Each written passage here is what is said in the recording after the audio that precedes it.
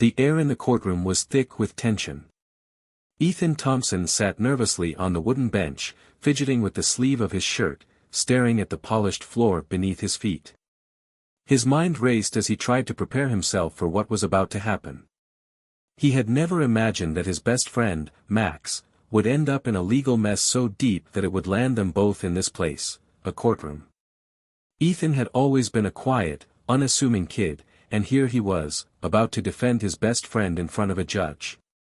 A judge who was already clearly amused at his expense. The room was filled with the usual clatter of people shuffling into their seats, whispers bouncing off the walls. Ethan could feel their eyes on him, some filled with curiosity, others with quiet skepticism. They were probably all thinking the same thing: what is this teenager doing here? His palms grew clammy, and he wiped them nervously on his jeans, trying to steady his racing heart.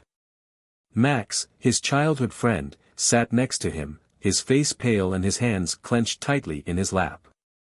The prank that had started as a harmless joke, a bucket of paint hanging from a doorframe, had spiraled out of control.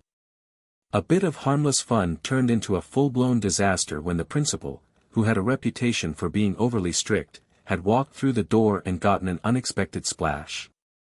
The principal's reaction? To press charges. Now, Max was facing the possibility of expulsion, and Ethan, who had always been the quiet one, had somehow ended up as his defense. He couldn't help but wonder how he'd gotten into this mess. The judge, Judge Carter, a stern middle-aged man with salt and pepper hair and glasses perched on the end of his nose, looked over the courtroom with a dismissive air. He was used to seeing cases like this, a typical school prank gone awry, but what struck him was the young man sitting at the defense table. Ethan Thompson didn't look like the kind of person who would end up defending anyone in court, let alone someone who had broken the rules so publicly. Judge Carter couldn't help but smile, a small, amused smirk that suggested he was already forming an opinion. This kid wasn't a lawyer. He wasn't even an adult. What on earth could he possibly know about law or how to argue a case? Mr. Thompson, Judge Carter said, his voice booming across the room, are you sure you're prepared for this? It's not exactly a school debate. He leaned back in his chair, studying Ethan with raised eyebrows. Ethan swallowed hard.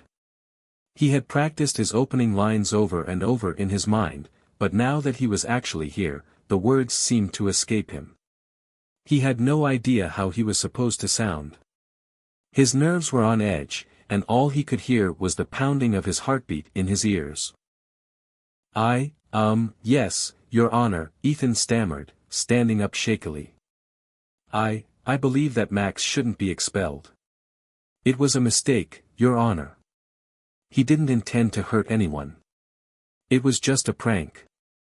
His voice cracked on the last word, and the courtroom fell silent for a moment. Ethan's heart skipped a beat as he realized how young and unsure he sounded. He couldn't help but feel like the judge's skeptical gaze was burning a hole through him. Max shifted uncomfortably beside him. Ethan could sense his friend's guilt, the weight of knowing that he was the reason they were in this mess. He glanced over at Max, who gave him a small, apologetic look. Ethan could see the desperation in Max's eyes. This was serious, and Max had no idea how to get himself out of it. Judge Carter didn't break his stare. Instead, he turned his attention to the other side of the room.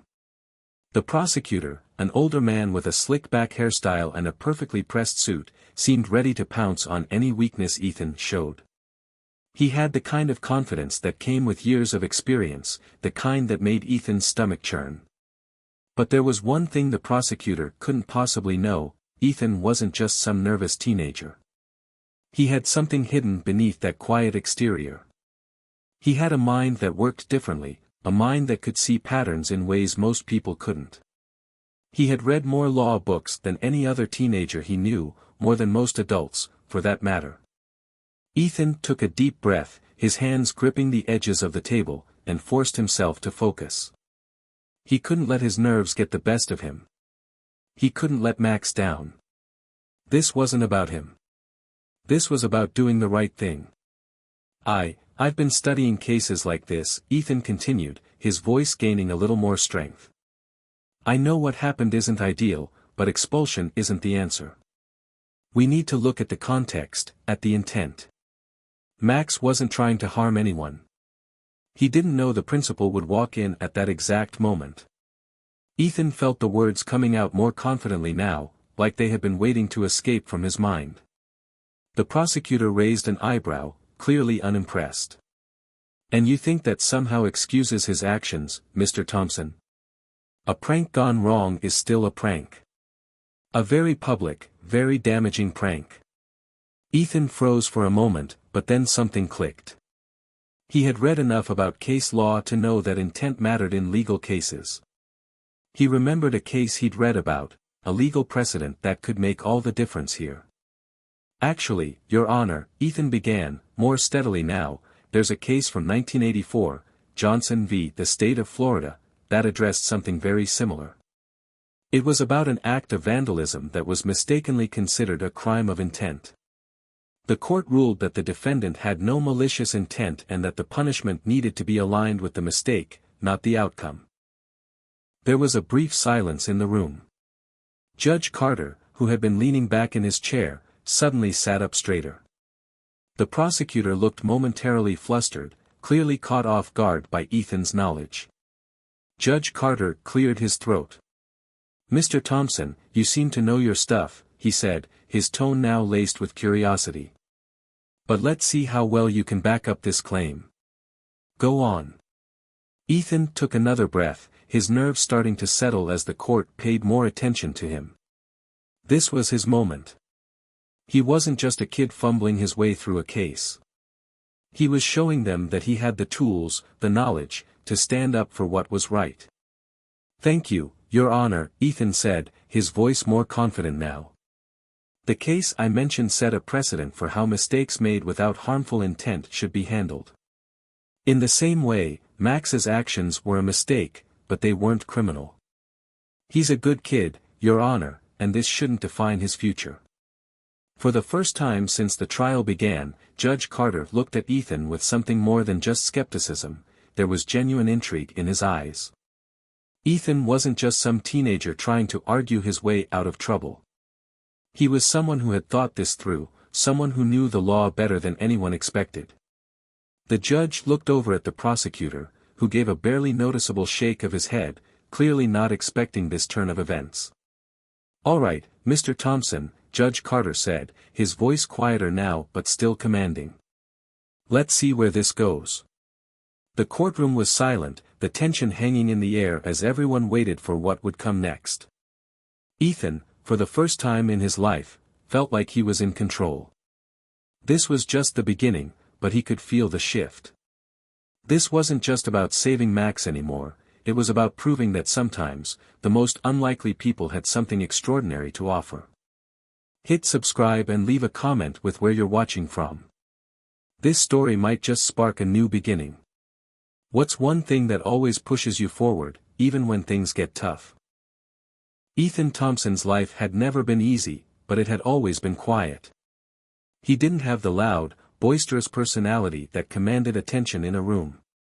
No, he was the type of person who preferred to fade into the background, to observe and think rather than act impulsively. That was how he had gotten through life, quietly, carefully, and often alone. Growing up in a small town in Oregon, Ethan learned early on that his world wasn't like the ones he saw on TV. His parents had died when he was young, leaving him with his grandmother, Ruth Thompson, a sharp-witted woman who had spent most of her life working as a librarian. Ruth had raised him with love, but her life had been filled with hardships of her own, so she never quite had the time to be the doting, overprotective parent Ethan needed. Instead, Ethan learned to be self-reliant. He spent his days reading books, novels, biographies, even legal textbooks Ruth had kept for years.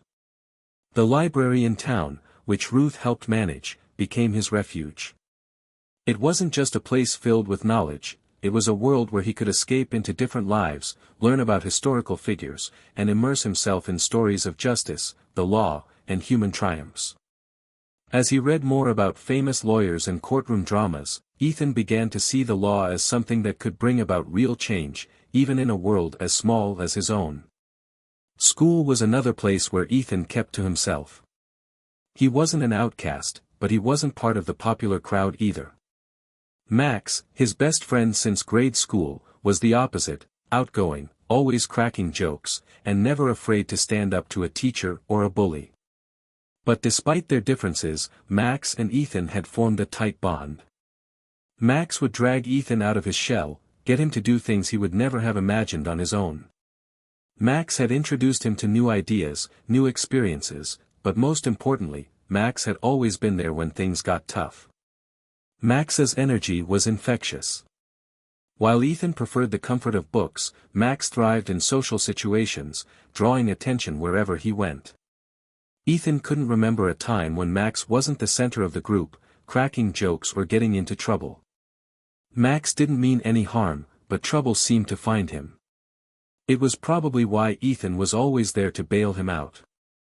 Despite the loud and chaotic world Max seemed to invite around him, Ethan liked the peace that came from knowing he was always needed. He liked being the one who could think things through, the one who kept his cool when Max got into a bind. It was this quiet confidence, born from years of study and quiet observation, that had led him to this moment, standing up in court, defending his friend. But there was something more behind Ethan's calm demeanor that no one had ever noticed. Deep down, Ethan wasn't just smart. He had a knack for understanding the law in a way that went beyond just reading the textbooks. It was as if he could think like a lawyer, even without the formal training. He understood how people thought, how they acted, and how to anticipate what they would do next. No one had ever seen it before, not even Max. For years, Ethan kept his skills hidden. He had never felt the need to show off or prove anything to anyone. But today was different. This wasn't just a prank gone wrong. This was Max's future on the line, and Ethan wasn't about to let his friend's life be defined by one mistake. Max, sitting beside him in the courtroom, fidgeted in his seat. He had always been the brave one, the one who jumped into action without thinking, and it had gotten him into trouble more times than either of them could count. But now, as he glanced nervously at Ethan, he seemed unsure. Maybe it was because Ethan was the one who had taken control of this situation, the one who had stepped up when Max had no idea what to do. "Are you sure about this?" Max whispered, his voice tinged with worry. Ethan turned his head and met Max's gaze. "You don't have a choice," he said quietly. "We're in this together. I've got this." Max nodded, though there was still doubt in his eyes. Ethan had never spoken like that before, confident, sure of himself. Max could tell that this wasn't just about defending him anymore. This was about something much bigger. Ethan hadn't always been this sure of himself. There had been a time when he was just as lost and uncertain as Max was now. But as the years had passed, and as Ethan had spent more time with law books, case studies, and legal theories, he began to understand that he had a rare gift. It wasn't just about knowing the facts, it was about seeing the bigger picture, understanding how everything fit together. His grandmother, Ruth, had always encouraged him to follow his passions. She had been the one who introduced him to law books when he was young, fascinated by the stories of great legal minds who had changed the world. But it wasn't just admiration for these figures that fueled him. It was the belief that he, too, could make a difference. Even though Ruth had never explicitly pushed him toward a career in law, she had instilled in him a sense of responsibility. She'd always told him that knowledge was power, and with power came the duty to do right. This lesson wasn't lost on Ethan. He knew that, as much as he hated the spotlight, his moment had come. He couldn't let his natural talent go to waste just because it made him uncomfortable. As the judge continued to study him with curiosity, Ethan realized that he had the potential to do something that most people in the room had never expected. And that was precisely the point. No one would ever suspect that the quiet, bookish teenager was a legal genius in the making. Ethan knew that today was just the beginning. This court case, though seemingly trivial, was the first step toward something much bigger. He wasn't just defending Max anymore. He was stepping into a world he had only read about, a world where knowledge and skill could turn the tide of any battle. For once, the idea of being underestimated felt like an advantage. "Your Honor," Ethan said, finding his voice again. "I would like to continue with my argument. I'm ready to proceed." He felt a wave of confidence wash over him, his earlier nerves subsiding as the courtroom settled into silence. Judge Carter leaned forward slightly, eyeing him intently. He didn't expect much from a teenager who clearly wasn't a professional, but there was something in Ethan's eyes that told him this wasn't just a case of a kid trying to play lawyer. There was something more here. Something worth paying attention to. Max, still unsure, watched Ethan with a mixture of awe and uncertainty. For the first time in his life, he realized just how little he knew about the quiet, thoughtful boy who had always been by his side. Ethan was no longer the same person who sat silently in the background. He was now stepping into a role that neither he nor anyone else had expected. The teen who had never been noticed, the one who stayed out of the spotlight, was about to prove that he had something far more powerful than anyone had ever realized. The courtroom was silent. Every eye in the room seemed to be fixed on Ethan Thompson, the teenage defendant's unexpected defender. The air felt thick with anticipation, as if the entire building was waiting to see how this odd courtroom drama would unfold. The prosecutor, Mr. Harper, had not expected to be challenged by a teenager, especially one who had barely started high school. Yet, here Ethan was, standing his ground, ready to continue his defense in a way that few could have imagined. "Proceed, Mr. Thompson," Judge Carter said, his voice calm, yet there was an unmistakable edge of curiosity in his tone. He leaned back in his chair, his fingers steepled together as he watched the young man in front of him. He'd seen countless cases, but this one, with its unlikely defender, was certainly different. Ethan didn't look like the kind of person who would step up to this challenge, but there was something in his eyes that hinted at a depth of knowledge and conviction that no one expected. Ethan took a deep breath, trying to steady his nerves, but the feeling of eyes on him, weighing him down, was intense. He had studied so many cases, practiced so many arguments in his head, but now that he was actually here, in the heart of a real courtroom, everything seemed so much bigger, so much more important. This wasn't just a school disciplinary issue, this was about justice. And, for Max's sake, he was not going to let this moment slip by. Ethan cleared his throat and addressed the judge. "Your Honor, as I mentioned earlier, there is more to this case than just the prank that went wrong. It's important to understand the intent behind Max's actions, and I believe that this case falls under the precedent set by the Johnson v. Florida case from 1984. Ethan felt the words leaving his mouth with more confidence now, the legalese rolling off his tongue almost effortlessly. Mr. Harper, the prosecutor, leaned forward slightly, his eyebrows knitted together in skepticism. "Mr. Thompson," he interrupted, "just because you've read a case doesn't mean it applies here. A prank that damages property and embarrasses a member of the faculty isn't something to be dismissed with a simple reference to a legal precedent. This is about accountability. Max acted irresponsibly. He must face the consequences." Ethan's jaw tightened, but he remained calm. He had expected this. It was part of the game, part of the battle. He had to stick to his guns, no matter how much Mr. Harper tried to rattle him. "Respectfully, Your Honor," Ethan began again, this time with a little more fire in his voice, "it's not about dismissing the responsibility of the action. Max understands that. What we're asking is that the court consider the context of the event, and the fact that there was no malicious intent involved." Ethan paused, allowing the words to sink in. He could see Judge Carter's eyes flicker slightly, as if the judge was processing the argument. Max, sitting beside him, shifted uncomfortably in his seat. His hands were clenched in his lap, and he looked at Ethan with a mix of awe and guilt. Ethan was his only hope, and Max knew it. Max hadn't meant for this to happen.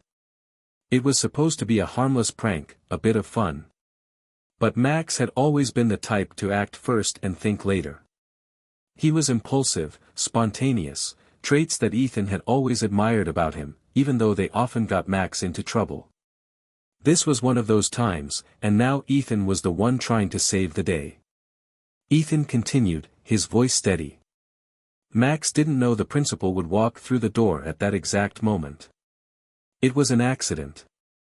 An unfortunate one, but it was not intentional. Max's actions weren't meant to humiliate anyone. He never intended for anyone to get hurt, and certainly not to damage any property. It was just, poorly timed. Judge Carter's gaze never left Ethan. The room was still, the only sound the occasional shuffle of papers or the faint scratching of pens. Everyone was waiting for the judge's next move. "You're asking for leniency, then?"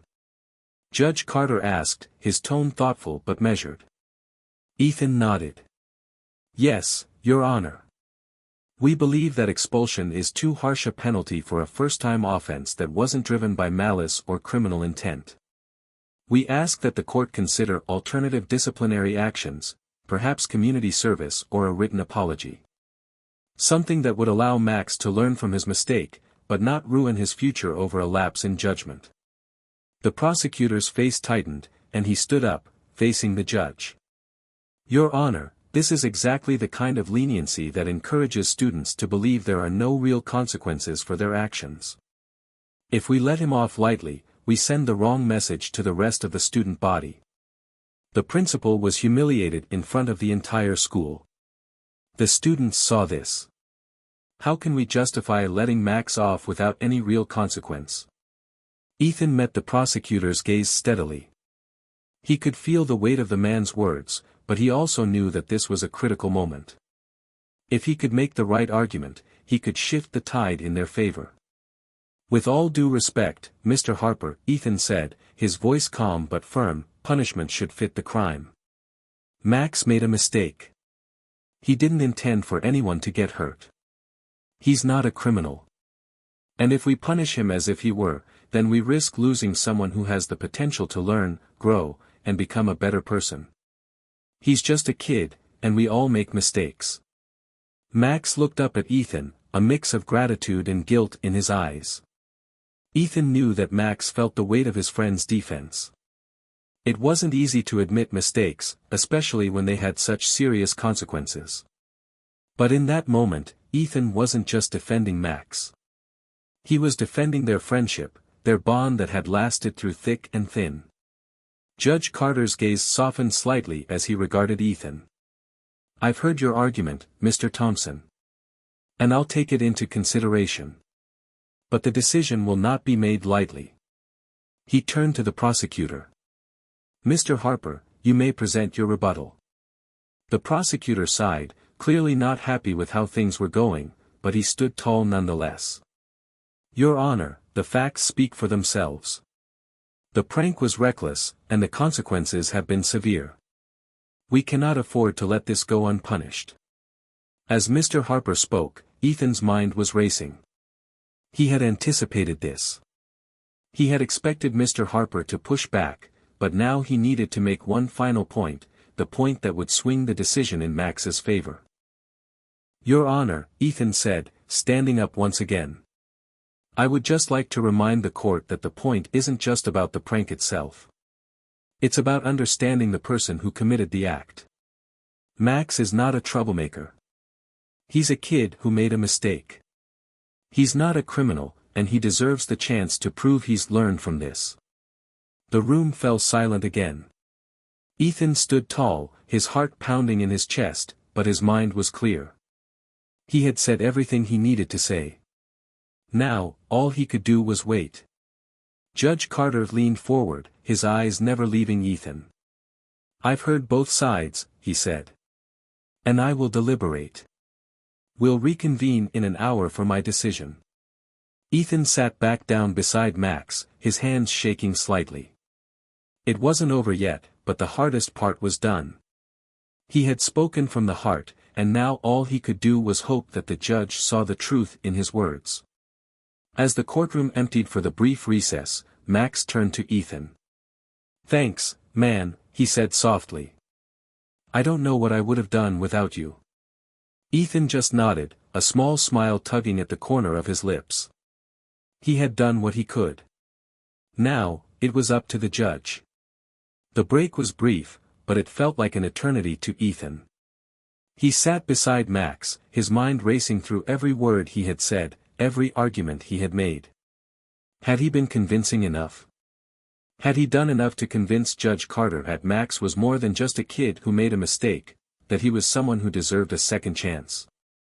Max was quiet beside him, his leg bouncing nervously under the table. Ethan could feel the tension radiating off his friend, but he tried to stay calm. It wasn't just about Max anymore, it was about proving that even the most unlikely person in the room could make a difference. Ethan had stepped up, and he could only hope that it was enough. The minutes stretched on, each one feeling like it added more weight to the already heavy atmosphere in the room. Finally, after what felt like hours, the courtroom doors swung open, and everyone returned to their seats. The time for waiting was over. Ethan straightened in his chair and glanced over at Max, who was looking at him with a mixture of hope and anxiety. Judge Carter re-entered the room, his expression unreadable. He took his seat at the bench and surveyed the room, his eyes scanning everyone in the courtroom before settling on Ethan. The silence in the room was palpable. Even the faintest sound of someone shifting in their seat felt like a thunderclap in the stillness. Ethan's stomach churned, his palms sweating, but he kept his composure. He had come this far. He couldn't back down now. Mr. Thompson, Judge Carter began, his voice steady and deliberate. I've reviewed the arguments presented by both sides, and I've considered all of the facts of this case. It is clear to me that this situation involves more than just a simple prank gone wrong. It involves a young man who acted without considering the full consequences of his actions, but it also involves a young man who is not without remorse. Ethan held his breath, waiting for the judge to continue. His heart was pounding so loudly that he was sure Max could hear it, too. That being said, Judge Carter continued, his voice never wavering, I do believe that there is room for redemption in this case. Max Collins is not a criminal, and I do not believe that expelling him is in the best interest of his future or the community. However, a lesson must be learned. Ethan's heart skipped a beat. Could it be possible? Was Max actually going to get a second chance? The judge paused for a moment, his gaze shifting to Max, who sat on the edge of his seat, clenching his hands together tightly. Max, Judge Carter said, this is your chance to prove that you are capable of learning from your mistakes. I am sentencing you to 100 hours of community service. You will also be required to write a letter of apology to the principal and the school community, acknowledging the impact of your actions and your commitment to making better choices moving forward. I will allow you to complete your community service over the course of the next 3 months, and your academic standing will remain unaffected. Max exhaled a breath he didn't even realize he had been holding. Ethan could see the relief wash over his face, the tension in his shoulders easing. It wasn't a free pass, it was a consequence, but it wasn't the end of the world. Max had been given a chance to make things right. Judge Carter's gaze softened slightly as he looked at Ethan. Mr. Thompson, your defense was unexpected. I commend you for stepping up in a way that most adults would shy away from. You've shown maturity beyond your years today. I trust that you will continue to use your intelligence and your ability to think critically in all aspects of your life. But remember, with great knowledge comes great responsibility. Ethan nodded, though his heart was still racing.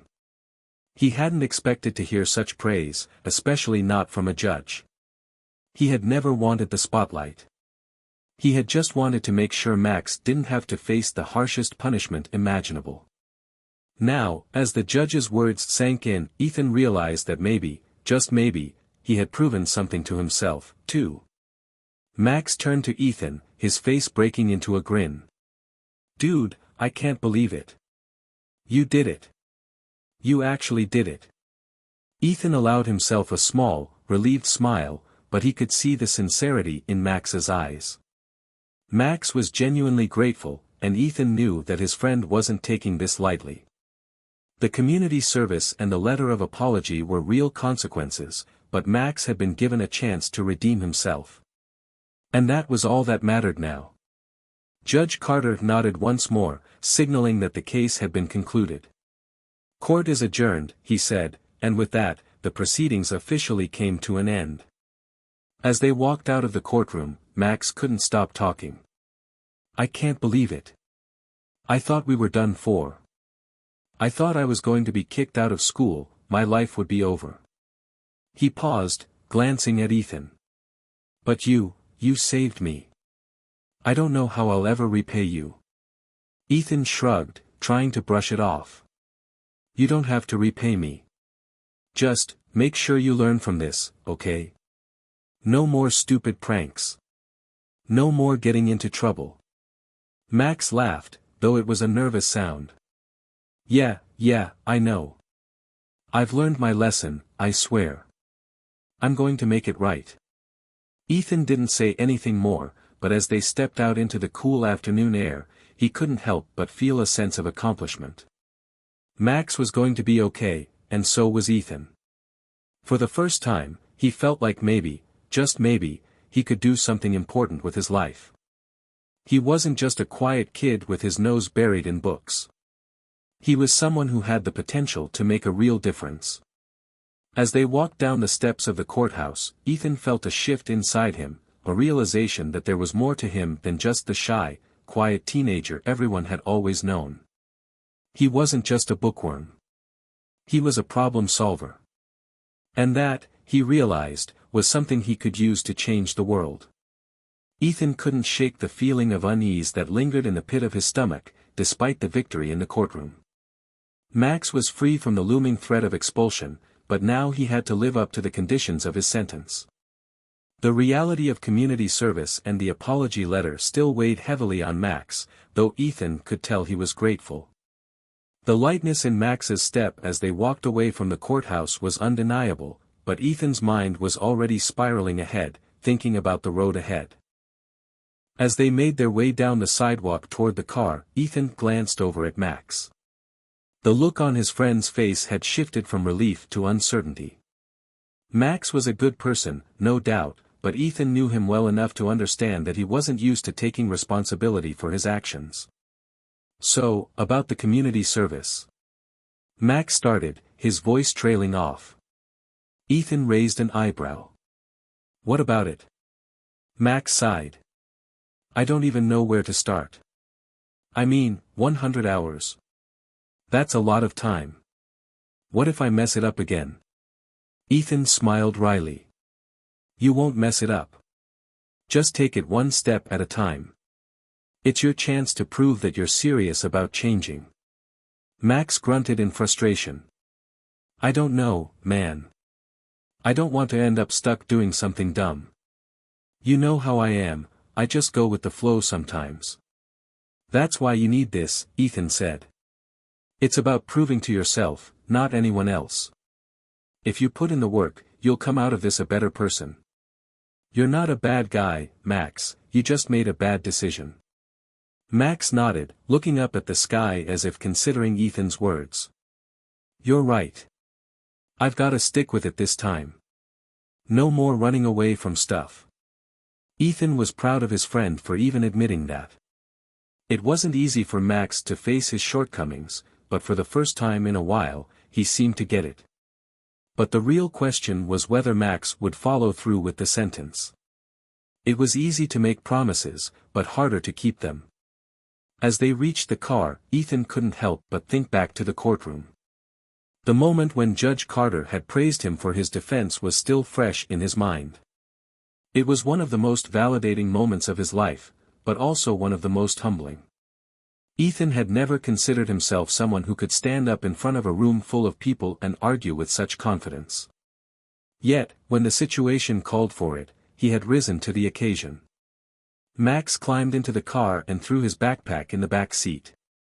Ethan got in and started the engine, the hum of the car a welcome sound in the otherwise tense silence. They both stared out of the front windshield for a moment, the weight of the day settling in. So, what's next for you, Ethan? Max asked suddenly, breaking the silence. His voice was a little more serious now, a little more thoughtful than it had been before. Ethan glanced over at him. What do you mean?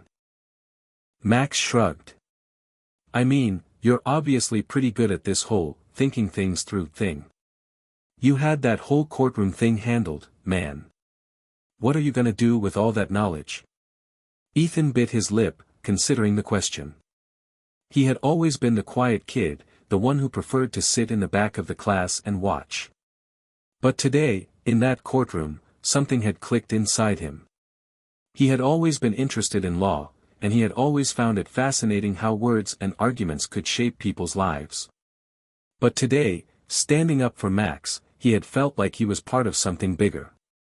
For the first time, Ethan didn't feel like he was just a passive observer in the world, he felt like he could actually make a difference. I don't know, Ethan said slowly, turning the car onto the main road. Maybe I want to be a lawyer. I mean, I've always been into reading about cases and stuff. Today was different.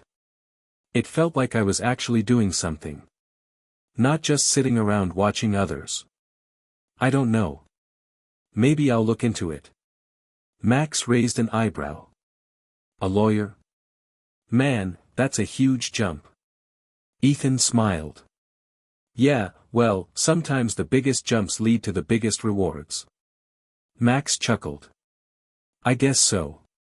But I can totally see you being a lawyer. You have the whole argue until they agree thing down. Ethan laughed. Thanks, I think. They drove in silence for a few more minutes, but this time, it wasn't uncomfortable. It was peaceful, almost like a shared understanding had settled between them. Ethan realized that this moment, this whole situation with Max, had shifted something inside him. He wasn't just trying to save Max anymore. He was beginning to see a future for himself that he hadn't considered before. A future where he could use his strengths to help others, where his ability to think critically and his passion for justice could become his career. But it wasn't just about the courtroom anymore. Ethan also realized that the real test wasn't going to be winning one case or another. It was going to be staying true to himself and making sure he never lost sight of why he wanted to help people in the first place. Hey, Ethan, Max said, pulling him out of his thoughts. You think you could help me figure out what kind of community service I can do? I don't want to end up stuck cleaning bathrooms or something. Ethan chuckled. I think we can find something better than that. But you'll have to work hard to make it right, Max. It's gonna take more than just showing up. Max nodded. I'm ready. I'll do whatever it takes. Ethan smiled to himself. Maybe Max was ready, after all. Maybe they both were. The following weeks were filled with uncertainty, as Max worked through his community service. Ethan, for his part, found himself consumed by his studies, diving deeper into his interest in law. He spent hours reading legal texts, researching cases, and practicing arguments. But what stood out most to him was how much he enjoyed the process. Every time he found a new piece of legal knowledge or theory, it felt like he was discovering a new part of himself. Max, meanwhile, kept his promise. He worked diligently at a local shelter, helping with various tasks, from cleaning to organizing events. It wasn't glamorous work, but he put in the hours, and each day, he seemed a little more determined to make things right. Ethan could see the change in him. Max was becoming more focused, more responsible. Ethan's life was slowly shifting. What had started as a simple defense of a friend in court had turned into something bigger, something that would shape the rest of his life. It wasn't just about saving Max, it was about saving himself, too. Saving himself from becoming the passive observer, the quiet kid who let life pass by. Ethan had found his voice, and he wasn't going to let go of it. The days following Max's sentencing were quieter, but no less significant. Ethan had settled back into his normal routine, spending his time at school and diving into his newfound interest in law. However, it wasn't long before the pressure started to build again. Max had been putting in his hours at the community shelter, but it wasn't easy. The tasks were monotonous, and some days he would text Ethan saying he didn't know how much longer he could do it. "It's so boring. I hate it," he'd write. "I feel like I'm not making any difference." Ethan would always respond the same way, "Just stick with it, Max. It's not about the job, it's about what you're learning. You've got to prove to yourself that you can make a change." But as much as Ethan tried to keep Max motivated, the fear still lingered. What if Max didn't change? What if this was just another temporary fix, and he fell back into his old ways? Ethan knew that no amount of encouragement could change Max's attitude if he didn't truly want it. Then, one Friday afternoon, just as the school bell rang signaling the end of another week, Ethan got a text from Max. It was unlike any message he had sent before. "I need your help. Can you meet me at the shelter? It's important." Ethan's stomach knotted. Max never asked for help like that. When Ethan arrived at the shelter, he found Max sitting on the front steps, looking unusually serious. "Hey," Ethan greeted, trying to sound casual, but his concern was evident in his voice. "You okay?" Max didn't respond right away. He simply stood and motioned for Ethan to follow him inside. The shelter was relatively quiet for a Friday, with only a few volunteers scattered around doing their work. Ethan followed Max to a small room at the back, where they sat down on the cold tile floor. "Okay, what's going on?" Ethan asked. He could feel the weight of Max's tension. Whatever had happened, it was big. Max let out a sigh, rubbing his face with both hands. "I don't know if I can do this. I mean, this whole community service thing, it feels like a joke sometimes. I thought I'd be able to handle it, but I just feel like I'm wasting my time. I'm not getting anything out of it. It's not helping anyone." Ethan sat quietly, letting Max vent.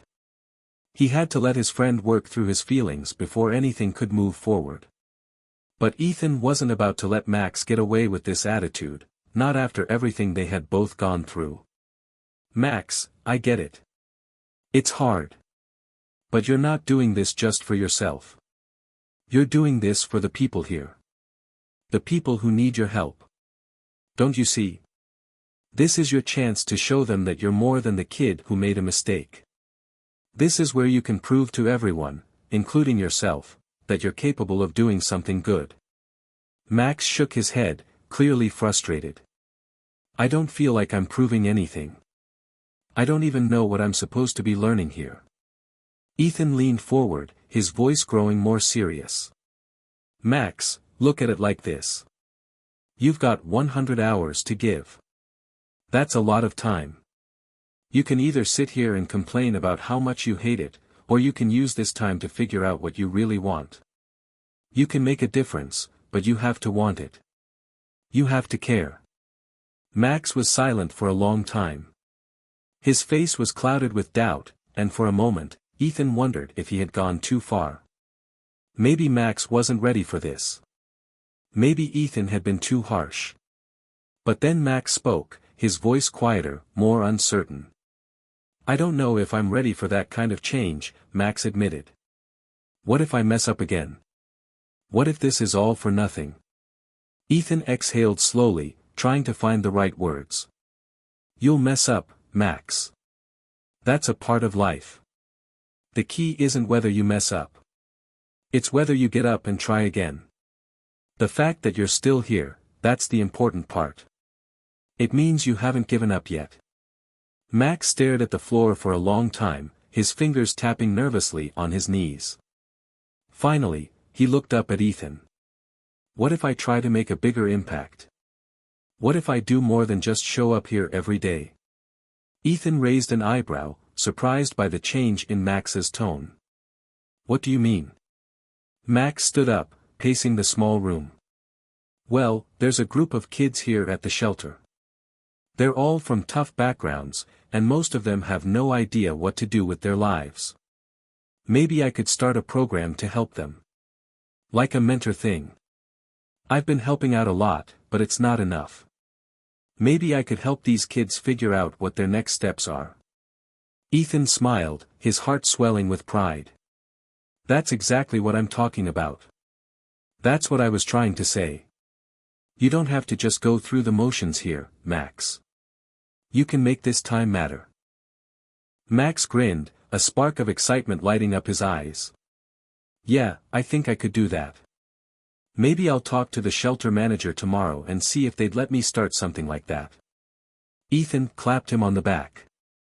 I think that's a great idea.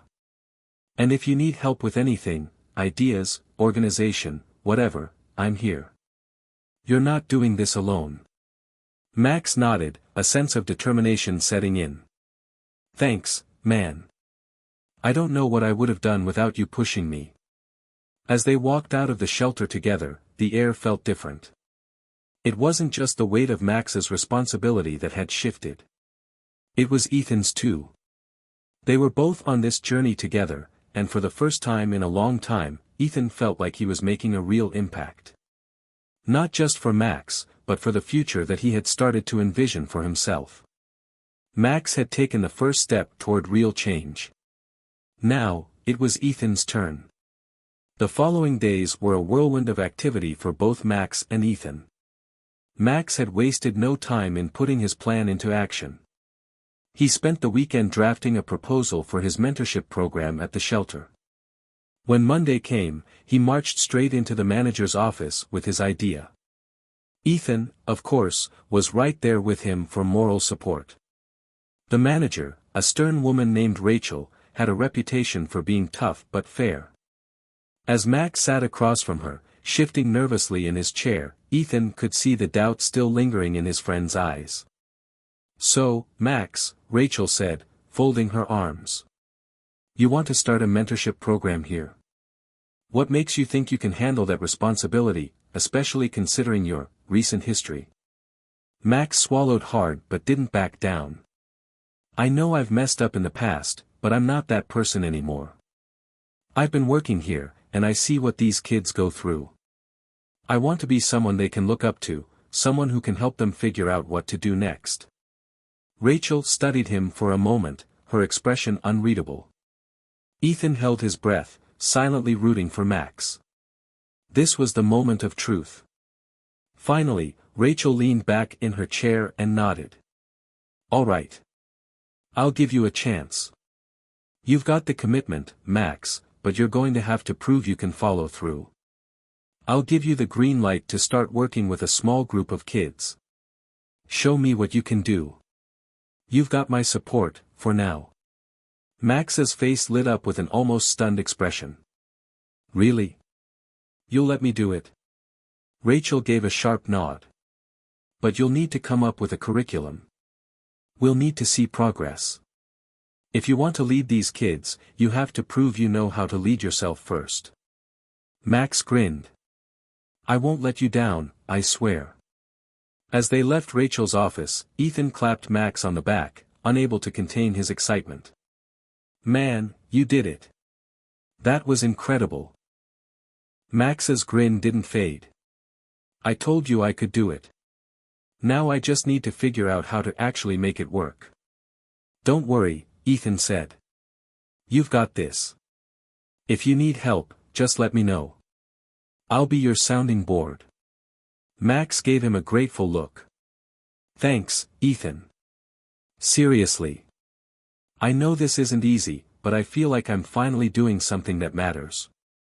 For the next week, Max threw himself into his work.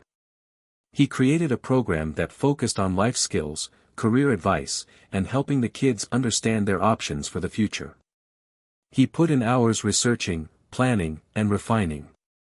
Ethan helped him whenever he could, brainstorming ideas and offering suggestions. They created a curriculum based on Max's own experiences, teaching kids about responsibility, goal setting, and how to make decisions that would benefit their futures. When Max was ready, he held his first meeting with the group of kids at the shelter. The turnout was better than expected. 5 young teens showed up, all from different backgrounds but sharing a common struggle. They were all kids who had fallen through the cracks, kids who had been let down by the system in one way or another. Max could relate to every one of them, and he was determined to make sure they didn't end up where he had. Ethan attended the first session, sitting quietly in the back of the room, watching his friend take charge. Max wasn't perfect. He stumbled over his words at times, and the kids weren't immediately responsive. Some of them seemed uninterested, while others were skeptical. But Max didn't give up. He kept the conversation going, asking questions, getting the kids to open up. Slowly but surely, the atmosphere in the room began to shift. By the end of the hour, the kids were talking to each other, sharing their dreams and fears. Max had managed to make them feel heard and understood, something that none of them had likely felt in a long time. It wasn't about giving them all the answers, it was about giving them a sense of direction. He wasn't just teaching them, he was showing them that they mattered. After the session, Ethan couldn't help but feel proud of his friend. Max had taken a huge step, and it was paying off. The kids were engaged, and he could see a change starting to happen in them. But it wasn't just the kids who were changing. Max was changing, too. How do you think it went? Ethan asked as they walked out of the room together. Max let out a deep breath, his face alight with a mix of relief and excitement. It was better than I thought it would be. I think they actually listened. I feel. I don't know, like I'm finally doing something that matters. You are, Ethan said. You're making a difference, Max. That's huge. Max paused for a moment, considering Ethan's words. Yeah, I guess I am. As they walked out of the shelter, the two of them fell into an easy conversation about the next steps. Max was already thinking ahead, planning what the next session would look like, what he could improve on, and how he could make the program even better. For Ethan, though, a new realization was starting to settle in. He had always known that Max had potential, but now he saw it firsthand. Max was capable of so much more than just being a troublemaker. He had the ability to lead, to inspire, and to help others. Ethan felt a sense of pride in knowing that he had helped Max get to this point, but he also realized something else: he had a role to play in his own future, too. Max was changing, and so was Ethan. As they walked into the future together, they both knew that their paths had diverged in ways they hadn't anticipated. But this was just the beginning. The following weeks passed in a blur of activity, with Max throwing himself deeper into the mentorship program. The group of kids he was working with began to gel, responding to the structure and guidance he offered. Max had become a leader in a way he had never imagined for himself. And while he struggled with the doubts that inevitably surfaced from time to time, the feedback from the kids was more than enough to keep him going. Ethan, as always, was by his side, offering moral support when needed and helping with the logistical side of the program. Ethan's role, while subtle, was crucial to Max's success.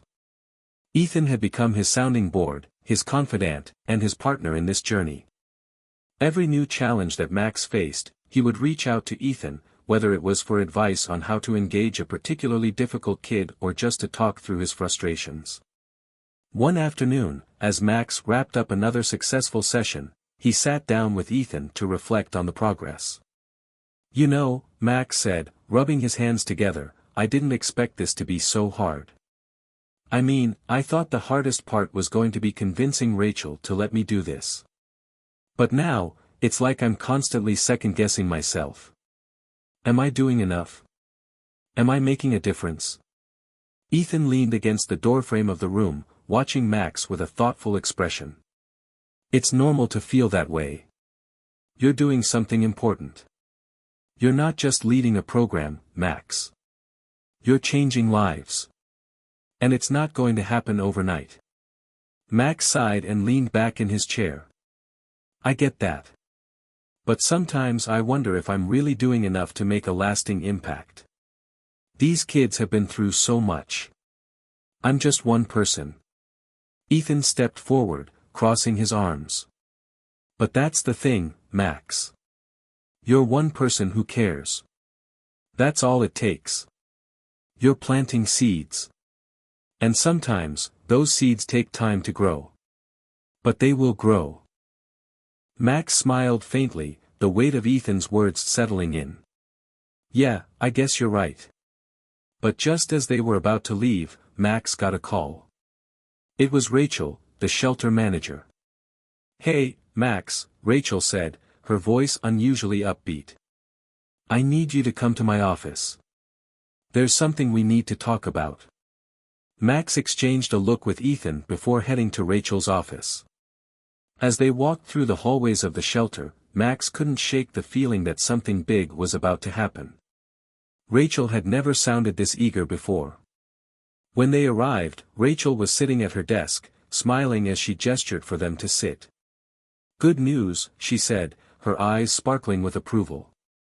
I've been hearing a lot of positive feedback from the kids and the other staff. You're doing something special here, Max. And I think it's time we took this to the next level. Max's heart skipped a beat. What do you mean? Rachel leaned forward. I want to expand this program. You've been doing a fantastic job, and it's clear that you have a real knack for this. I want to give you more resources, and I want you to be the lead on it. We're going to start offering mentorship programs at other shelters in the area. You'll be in charge of training new mentors, coordinating sessions, and working directly with the kids. Max was speechless for a moment, his mind racing to comprehend what Rachel was saying. Wait, are you serious? Rachel nodded. I'm serious. You've earned it. I see potential in you, Max. And I think you're ready for this responsibility. Max looked over at Ethan, who was grinning from ear to ear. The news was overwhelming, but it felt like a dream come true. This was everything he had worked for. This was the moment he had been waiting for. I don't even know what to say, Max said, his voice cracking slightly with emotion. You don't have to say anything, Rachel replied with a warm smile. Just keep doing what you're doing, and we'll take care of the rest. After the meeting, Max couldn't contain his excitement. As he walked back to the shelter's main area, he felt like he was walking on air. He had been given an opportunity, not just to change his own life, but to change the lives of countless others. And it wasn't just about helping these kids find a way out of their struggles, it was about showing them that they, too, had the power to rise above. Ethan was already waiting outside when Max emerged from the office. The two of them shared a look, and then Max couldn't hold back any longer. He threw his arms around Ethan in a hug, lifting him off the ground. You're not going to believe this, Max said, laughing. Rachel just offered me the chance to lead the whole program. I'm in charge of expanding it to other shelters. This is huge. Ethan grinned, his eyes shining with pride. I knew you could do it, Max. I'm so proud of you. You've earned this. Max felt a lump form in his throat. For the first time in a long time, he felt like he was truly worthy of something. This wasn't just a second chance, this was his future. As they walked out into the bright afternoon sunlight, Max thought about how far he had come. From a troubled kid on trial to a mentor leading a movement that could change the lives of so many others, it was nothing short of miraculous. But as he looked at Ethan, his mind wandered to the bigger picture. He wasn't done yet. There was still so much more he could do. He still had so much to learn. And he was ready. The excitement Max felt after the meeting with Rachel didn't wear off easily. For the next few days, he found himself walking around with a renewed sense of purpose. Everywhere he went, he could feel the weight of the opportunity ahead of him. This was a turning point, not just for him, but for all the kids who had walked through the shelter's doors, looking for guidance. It was the beginning of something bigger than he had ever imagined. But with every new responsibility came new challenges, and Max wasn't naive enough to think that this would be an easy ride. He had been given a chance to prove himself on a much larger scale, and the pressure was mounting. He would be responsible for so much more than just showing up for his sessions with the kids. He would have to lead a team, implement a curriculum, and ensure the program's success across multiple shelters. It was a daunting task, but Max had learned that he was capable of handling far more than he had ever believed. He sat down with Ethan that afternoon to start brainstorming. They were in the small corner of the shelter where they often met to talk about plans. The sun was beginning to set, casting an orange glow through the windows. "I don't even know where to start," Max admitted, rubbing his hands together. "I've never done anything like this before. It's one thing to work with a few kids, but now I have to organize this whole thing. I have to make sure everything works, and, what if I fail?" Ethan, as always, was there to support him. He leaned forward, his voice calm but firm. "Max, you've got this. You've been leading those kids for weeks now. You've been learning as you go, and you're making a difference. This is just the next step. Don't think about it all at once. Break it down. Start small, and then build from there." Max nodded slowly, taking a deep breath. "I guess you're right. I've been thinking too big. I need to focus on what I can do right now, getting the program running smoothly at this shelter before I worry about expanding it." "Exactly," Ethan said with a smile. "And if you need help, you know I'm here. Let's break it down together. First, figure out the structure of the program. What exactly do you want the kids to get out of it? What are your goals for them?" Max thought about that for a moment. The structure of the program was important, but what did he really want the kids to walk away with? More than anything, he wanted them to understand that they had choices, that they could take control of their futures, no matter where they came from. It wasn't just about giving them advice or guidance, it was about empowering them. "I think the first thing I want to teach them is that their past doesn't have to define their future," Max said, his voice steady but passionate. "They've all made mistakes, some of them huge ones. But that doesn't mean they're stuck. They need to see that they can break free from their past and create something better." Ethan nodded approvingly. "That's a powerful message. But how do you plan on getting it across?" "I'm thinking about breaking the program into phases," Max explained. "Start with trust building and team exercises, then move into goal setting and self-discovery. After that, I'll get them working on practical skills, resume writing, interview prep, all that stuff. By the end of the program, I want them to have a solid plan for what they're going to do next, whether it's finding a job, going back to school, or just getting their lives on track." Ethan leaned back in his chair, impressed. "I like it. And it sounds like you've already thought through a lot of it. I'm sure the kids will respond well to it. Just remember, you don't have to have all the answers right away. You're going to learn as you go, too." Max smiled, feeling a little lighter. "Thanks, man. I'm glad you're here. I honestly don't know what I'd do without your support." Ethan gave a playful shrug. "What are friends for, right?" The two of them spent the next hour mapping out a more detailed plan. They set goals for the first few months of the program, decided on specific activities to engage the kids, and worked through potential challenges. Max was determined to make this work, and with Ethan by his side, he felt more confident than ever. The first official day of the expanded program arrived sooner than Max had expected. The shelter was buzzing with activity as he prepared to lead a group of mentors who would assist him in running the new program. Max was nervous but excited. This was his moment to show everyone, including himself, that he was capable of doing something extraordinary.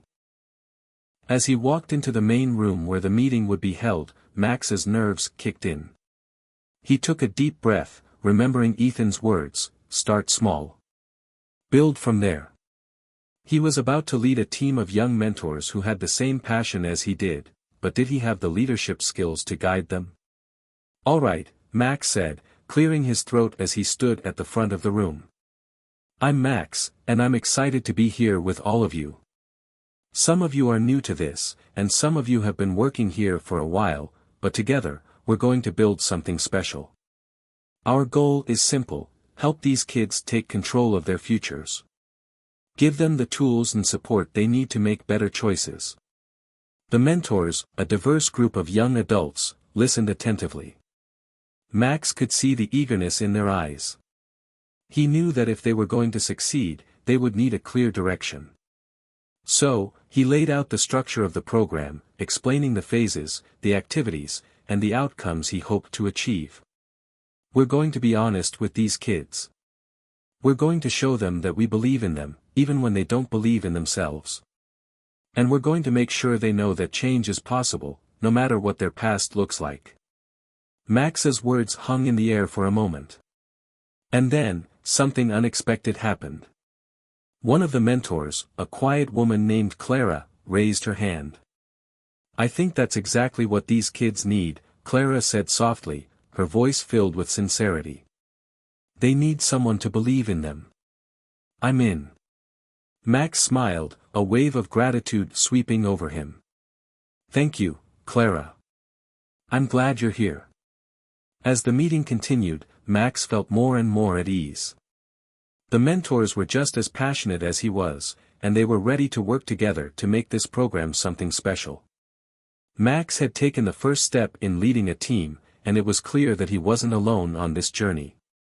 When the meeting ended, Ethan was waiting for him outside the room, a grin on his face. "How did it go?" Ethan asked. Max grinned back, feeling a sense of pride that he hadn't felt in a long time. "It went great. I'm excited for what's next." "See?" Ethan said, clapping him on the back. "You're already making an impact." Max looked ahead, imagining the future. There was still a long road ahead of him, full of challenges, learning, and growth. But for the first time in a long time, Max felt like he was on the right path. And this time, he wasn't walking it alone.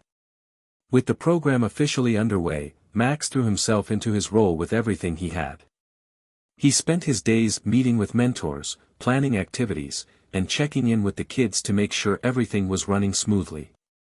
It was exhilarating to see everything coming together, but as he quickly learned, leadership wasn't just about the big ideas. It was about managing the challenges that came with them.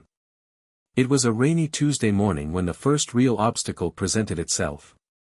Max had just finished a one-on-one session with a young man named Jason.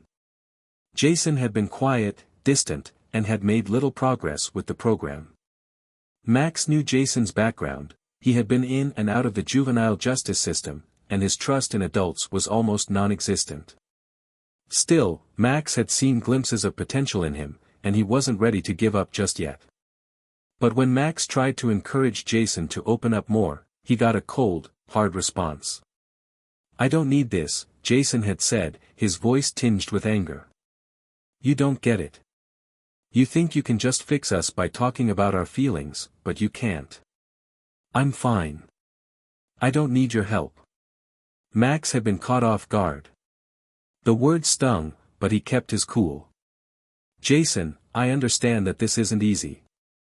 But you're here because we believe you can do better. I'm not here to judge you or tell you how to live your life. I'm just here to help you figure out what comes next." Jason had stormed out of the room before Max could respond. It was the first time Max had truly felt helpless. He had dealt with difficult kids before, but Jason's defiance felt different. He felt like he was failing the kid before he had even made a real connection. Max spent the rest of the day wrestling with frustration. Had he overestimated his ability to make a difference? Was he really ready for the responsibility Rachel had given him? When the day ended, Max was exhausted. He walked through the shelter's lobby, only to find Ethan waiting by the front doors, as he often did after a long day. Ethan could tell something was off as soon as Max approached. "Hey," Ethan said, raising an eyebrow. "Everything okay?" Max sighed deeply. "I don't know, man. Jason walked out on me today. He's not getting it, and I don't know how to reach him. I'm failing him. I thought I could help, but it's like he's just not willing to try." Ethan put a hand on Max's shoulder, offering a reassuring smile. "You're not failing him, Max. You're doing what you can. Sometimes, people need time. Jason has a lot of walls built up, and it's going to take more than a few sessions to break them down. The important thing is that you didn't give up on him. You showed up. Max ran a hand through his hair, feeling the weight of the conversation. But I feel like I'm not doing enough. I mean, what if I can't get through to him? What if he just keeps pushing me away? Ethan's expression softened. You're not supposed to have all the answers, Max. That's the thing about leadership. It's not about fixing everything, it's about showing up, being there for people, and trusting that change will happen in its own time. You can't control when or how someone is ready to change. All you can do is keep showing up, and let them know you're not going anywhere. Max looked at Ethan, letting the words sink in. He had been so focused on the idea of fixing the kids, of seeing immediate results. But Ethan was right. The process wasn't going to be quick or easy. He was working with people who had experienced trauma, loss, and struggle in ways he couldn't fully comprehend. He needed to be patient, to let them take the lead in their own journey. The next morning, Max decided to reach out to Jason again. He knew it would be a challenge, but he wasn't ready to give up. He found Jason sitting alone in the common area, staring out the window as the rain continued to pour down outside. "Hey," Max said softly, approaching him. "I was hoping we could talk for a minute." Jason didn't look at him, but he didn't walk away either. Max took that as a small victory. "I get it," Max continued. "I know you're angry. I know you've been through a lot. But if you ever feel like talking about it, I'm here. I don't have all the answers, but I do know this: you don't have to go through this alone." Jason didn't respond right away, and for a moment, Max thought he might walk away.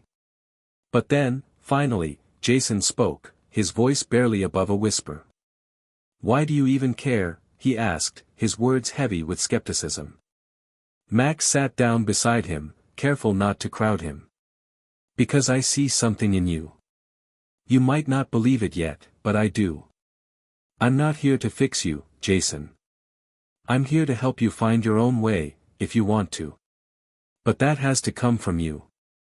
For a long while, neither of them spoke. Max sat patiently, letting the silence linger. Finally, Jason stood up and walked out without saying another word. Max's heart sank a little. He wasn't sure if anything had changed, but he knew one thing for sure: he wasn't giving up. He would be there, day after day, ready to support him when Jason was ready. Max's commitment to Jason wasn't the only thing that was tested in those early days. As the program expanded, Max had to juggle more responsibilities and face more challenges. Some of the other mentors struggled to connect with the kids, while others began to question the methods Max was using. There were days when he felt completely overwhelmed, doubting himself and wondering if he could continue to meet the expectations set for him. But through it all, Max remembered the lessons he had learned, both from his own journey and from the support of people like Ethan. Leadership wasn't about having all the answers. It was about showing up when things were tough, and being patient enough to wait for the breakthrough moments. He wasn't going to fix everything, but he was going to keep trying, one day at a time. And maybe, just maybe, that would be enough. Hit subscribe and leave a comment with where you're watching from. This story might just spark a new beginning. What's one thing that always pushes you forward, even when things get tough? Max's days were growing increasingly busy, but he found himself embracing the chaos. The shelter was buzzing with activity as more and more kids joined the program. The excitement was palpable, but with that excitement came a deeper responsibility that Max had not fully anticipated. Every day, he was pushed to his limits in ways he hadn't expected, and Jason's wall of resistance was just the beginning of the many hurdles he would face. Despite everything, Max was learning. He was learning that leadership didn't always mean having all the answers. Sometimes, it meant being there for others, even when it seemed like nothing was getting through. And it was clear that it wasn't just the kids who needed time to break through their barriers, he did, too. One chilly morning, as Max was sitting in the office reviewing the upcoming sessions, he received an unexpected phone call. It was Rachel, the executive director of the shelter, and her voice on the other end immediately put him on alert. "Max, we've been getting feedback from some of the mentors about your approach," Rachel said, her tone professional but serious. "They're a little concerned about the direction the program is taking. Some feel that you're too focused on the kids' emotional well-being, and they're questioning whether we're providing them with the practical skills they need." Max's stomach sank. The last thing he wanted was for people to think he wasn't doing his job right. He had worked so hard to create a program that blended practical tools with emotional support. He believed in the importance of building trust before diving into skill building. But if others were questioning it, maybe he had missed something. "Do you think I'm heading in the wrong direction?" Max asked, trying to mask his concern with calmness. "I don't think you're going in the wrong direction. I just think it's important to strike a balance," Rachel said. "You've got to remember, these kids come from very different backgrounds. Some of them don't need to talk about their feelings right now. What they need is structure. So maybe consider adjusting your approach a little, finding a middle ground between emotional and practical skills." Max thought about this. It made sense. He had been so focused on building trust and rapport that he had neglected to emphasize the importance of actionable steps. But finding that balance would take careful planning. "Thanks for the feedback, Rachel," Max said, his voice resolute. "I'll take it into account moving forward." After hanging up, Max sat back in his chair, feeling a mix of frustration and determination. He wasn't used to being criticized, but he knew that feedback was a part of growth. He had to adapt, and this was just one more challenge to overcome. The kids needed him to be a better leader, and he was willing to do whatever it took to rise to the occasion. That afternoon, Max gathered the mentors for a meeting to discuss the feedback and brainstorm ways to improve the program. Ethan was there, as always, offering his support, but Max felt the weight of responsibility more heavily than ever. He had to find a way to satisfy everyone, the kids, the mentors, and Rachel, while staying true to his vision for the program. "All right, guys," Max said, standing in front of the group. "I've had some feedback about the balance of emotional support and practical skills.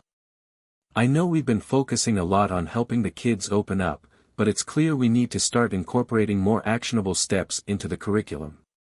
Clara, one of the mentors, spoke up. "That makes sense. A lot of the kids we're working with aren't comfortable talking about their emotions, and some of them just need concrete goals and skills to move forward."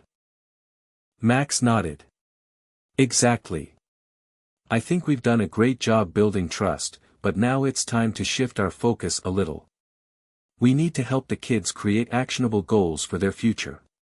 Whether it's job readiness, education, or life skills, they need tools that will help them succeed." The room fell into a thoughtful silence as the mentors processed the shift in direction. Max could see the wheels turning in their heads, and it made him feel hopeful. This wasn't going to be an easy transition, but it was necessary. It wasn't about abandoning his previous approach, it was about finding a balance that could cater to the needs of every child. "I think we should start with something simple," Ethan suggested, speaking up. "Like a goal-setting workshop. Let's get the kids to identify what they want to accomplish, both short-term and long-term. Then we can work backwards from there to give them the tools they need to achieve those goals." "That sounds like a good place to start," Max agreed, feeling a sense of relief. "We'll give them the space to talk about what they want, but we'll also help them figure out how to get there." The mentors seemed on board, and as the meeting went on, they brainstormed ways to implement practical workshops into the program. They discussed resume building exercises, mock interviews, and even financial literacy classes. Each idea was a step toward giving the kids the skills they would need to build a better future. Max left the meeting feeling a renewed sense of purpose. He knew it wasn't going to be easy, but he had a clearer vision now. He could give the kids the emotional support they needed, but he could also give them the tools to succeed in the real world.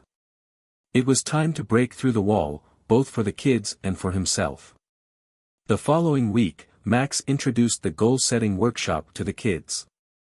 He was nervous. He had a strong sense of what he wanted to accomplish, but he didn't know how they would respond. He had seen the way they resisted before, but this time felt different. This time, they were given the chance to think about their future in a way that felt tangible. As the kids filtered into the room, Max could feel the energy shift. There was a quiet anticipation in the air. They weren't ready to open up emotionally, but they were ready to think about their future. Max stood at the front of the room, his voice steady as he spoke. I know some of you have been through a lot. And I know it's hard to think about what's next when it feels like the present is all you can manage. But today, I want you to think about the future.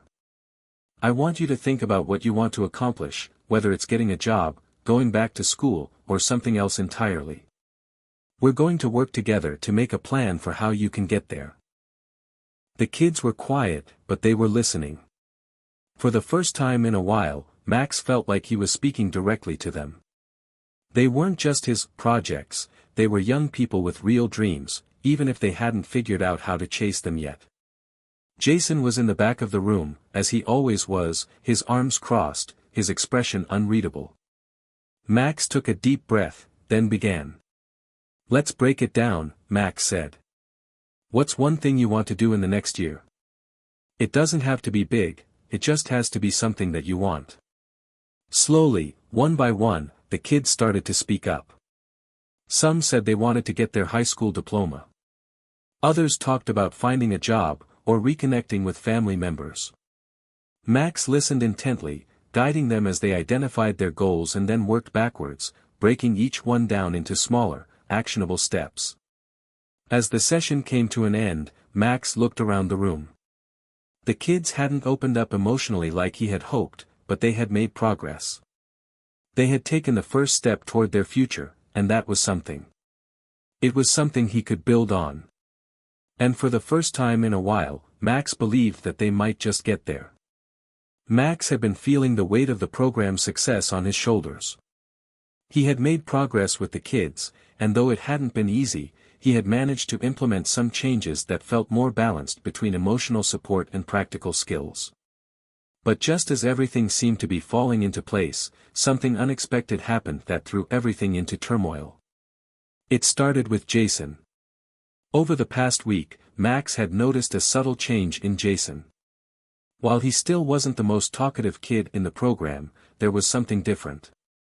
Jason had been showing up consistently to the goal-setting workshops, and he had even contributed a few thoughts about his future, though they were brief and guarded.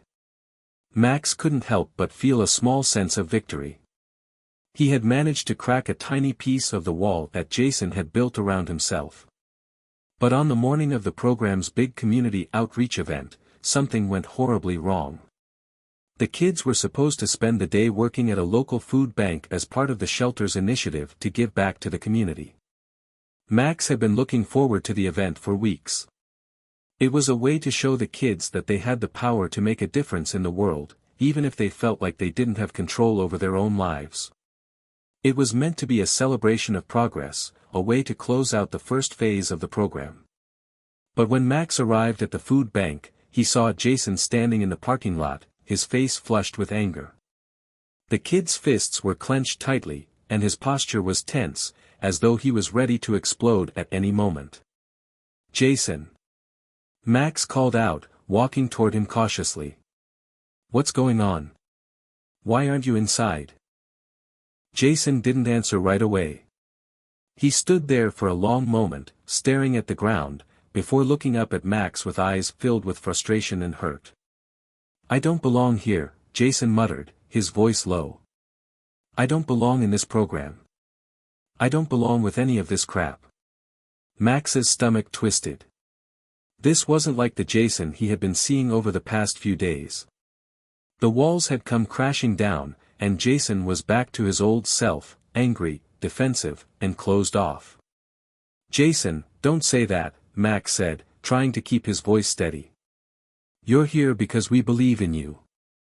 You're part of this, and you're making a difference, even if it doesn't feel that way right now. But Jason wasn't listening. Instead, he shook his head, a bitter laugh escaping his lips. Making a difference? I can't even make a difference in my own life, Max. What makes you think I can do anything for other people? Max's heart ached as he saw the pain behind Jason's words. The walls were back up, and this time, it felt like they were stronger than ever. Jason, I know things aren't easy, Max said, his voice gentle but firm. But that doesn't mean you don't matter. You're here because you have the potential to change, and I'm not giving up on you. We're all here for you, the team, the other kids, and we believe in what you can do. For a moment, Jason's expression softened. There was a flicker of vulnerability in his eyes, but it was gone as quickly as it appeared. He turned away, pulling his jacket tighter around him. I don't need anyone to believe in me, Jason muttered. I just want to be left alone. Max stood there, at a loss for words. He had tried everything. He had tried patience, encouragement, and even tough love. But no matter what he did, he couldn't reach Jason. This felt like the moment he had feared the most, that Jason would slip through his fingers, just like so many others before him. But Max wasn't about to give up. He took a deep breath and put a hand on Jason's shoulder, gently pulling him to face him. Jason, listen to me, Max said, his voice low but full of conviction. I can't make you change. But I will always be here for you. This program is for you, but it's not just about making changes. It's about finding what you really want, what you really need. If that's not here, I'll respect that. But don't push everyone away just because you're scared. Jason stood still for a long moment, his expression unreadable. Then, without another word, he walked off, disappearing into the crowd of volunteers at the food bank. Max watched him go, feeling helpless and frustrated. It wasn't supposed to be this hard. But the truth was, working with kids like Jason wasn't about finding quick fixes. It was about showing up day after day, even when it felt like they didn't want to be reached. The rest of the day passed in a blur for Max. He tried to stay focused on the event, but his thoughts kept drifting back to Jason. The young man had disappeared into the crowd, and Max had no idea where he had gone or what he was doing. But Max couldn't let the situation fester. He knew that if he didn't reach out, things would only get worse. After the event ended, Max made his way back to the shelter, hoping to find Jason.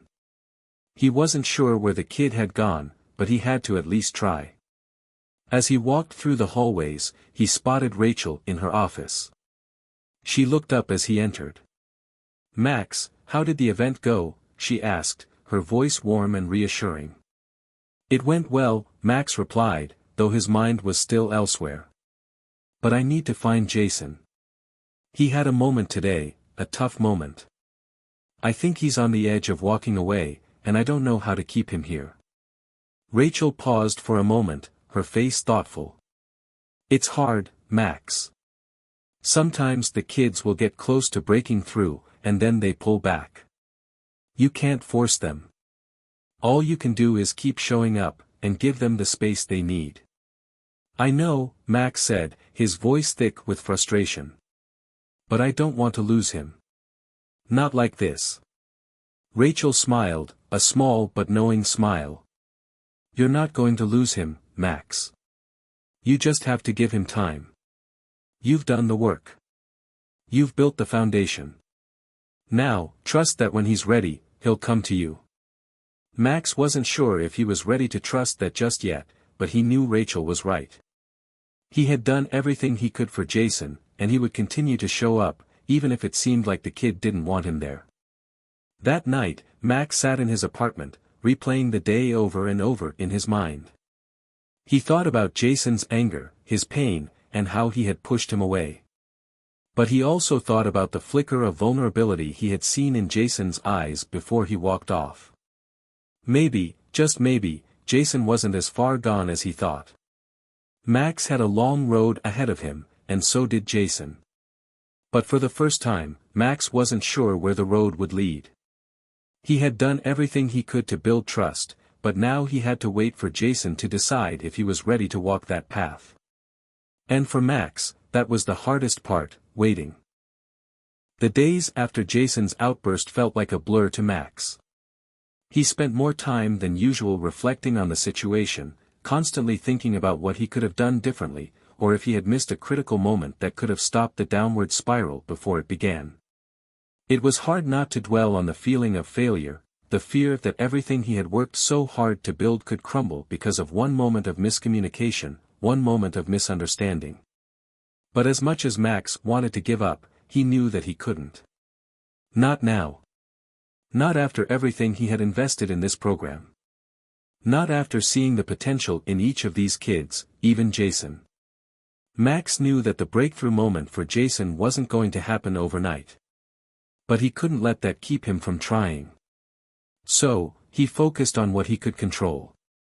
He doubled down on the workshops, designed more practical life skills sessions, and kept his eyes open for those quiet moments where he could step in and guide the kids in a way that would resonate with them. Still, it was impossible to ignore Jason's absence. For days, Max didn't see him around the shelter. He wasn't in the workshops or hanging out in the common area with the others. Max's heart ached each time he passed the empty chair at the back of the room, where Jason used to sit during their goal-setting workshops. The kid had become a part of the rhythm of the shelter, and his absence felt like a wound that hadn't healed. Max couldn't sit around and wait any longer. He had to do something. One afternoon, as Max was preparing to head home after a long day of meetings, his phone buzzed with a message. It was from Ethan, the mentor who had been helping him in the workshops. "Max, I saw Jason at the park across the street from the shelter. He looks like he's really struggling. I don't know if he's going to show up tomorrow. Just thought you should know." Max stared at the message for a moment, his heart pounding in his chest. The last place he had expected to find Jason was in the park, alone with his thoughts. But it made sense. The park was quiet, a place where someone could disappear into their own world without being noticed. Max didn't hesitate. He grabbed his jacket, locked the office door, and rushed out of the shelter. He couldn't afford to wait. He had to see Jason, to show him that he still cared, that he was there for him no matter what. When Max arrived at the park, he saw Jason sitting on a bench, staring out at the empty soccer field in front of him. The wind was picking up, rustling the leaves on the trees, but Jason didn't seem to notice. He was lost in his own thoughts, his posture slouched, as if the weight of the world was pressing down on him. Max approached slowly, taking care not to startle him.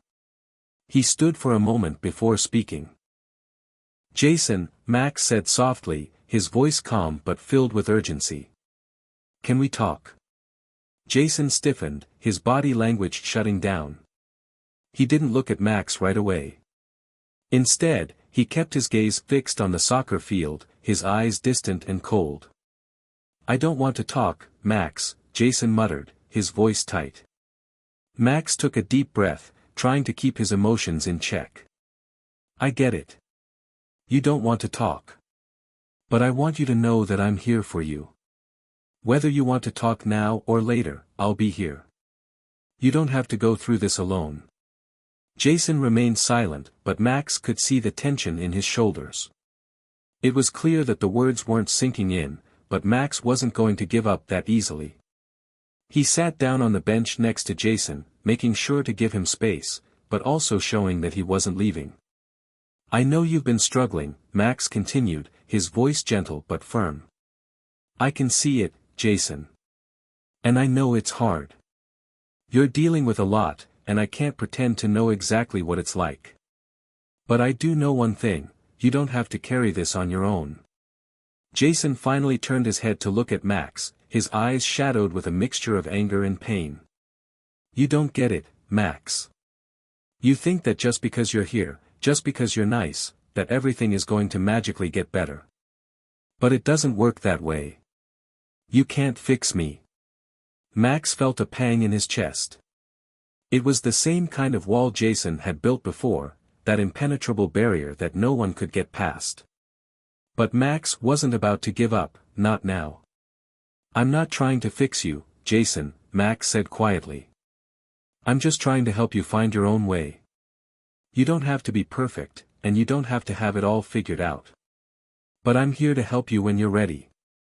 I'll wait, no matter how long it takes."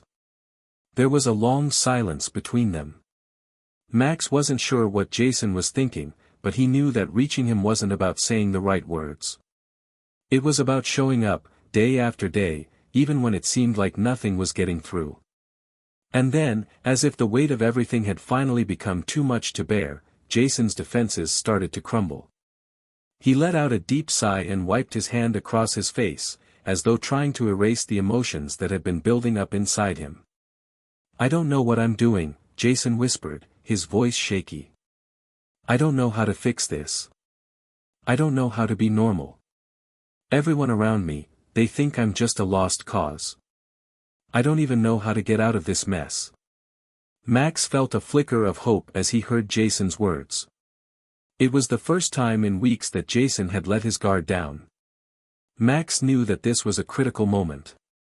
It wasn't the solution to everything, but it was a beginning.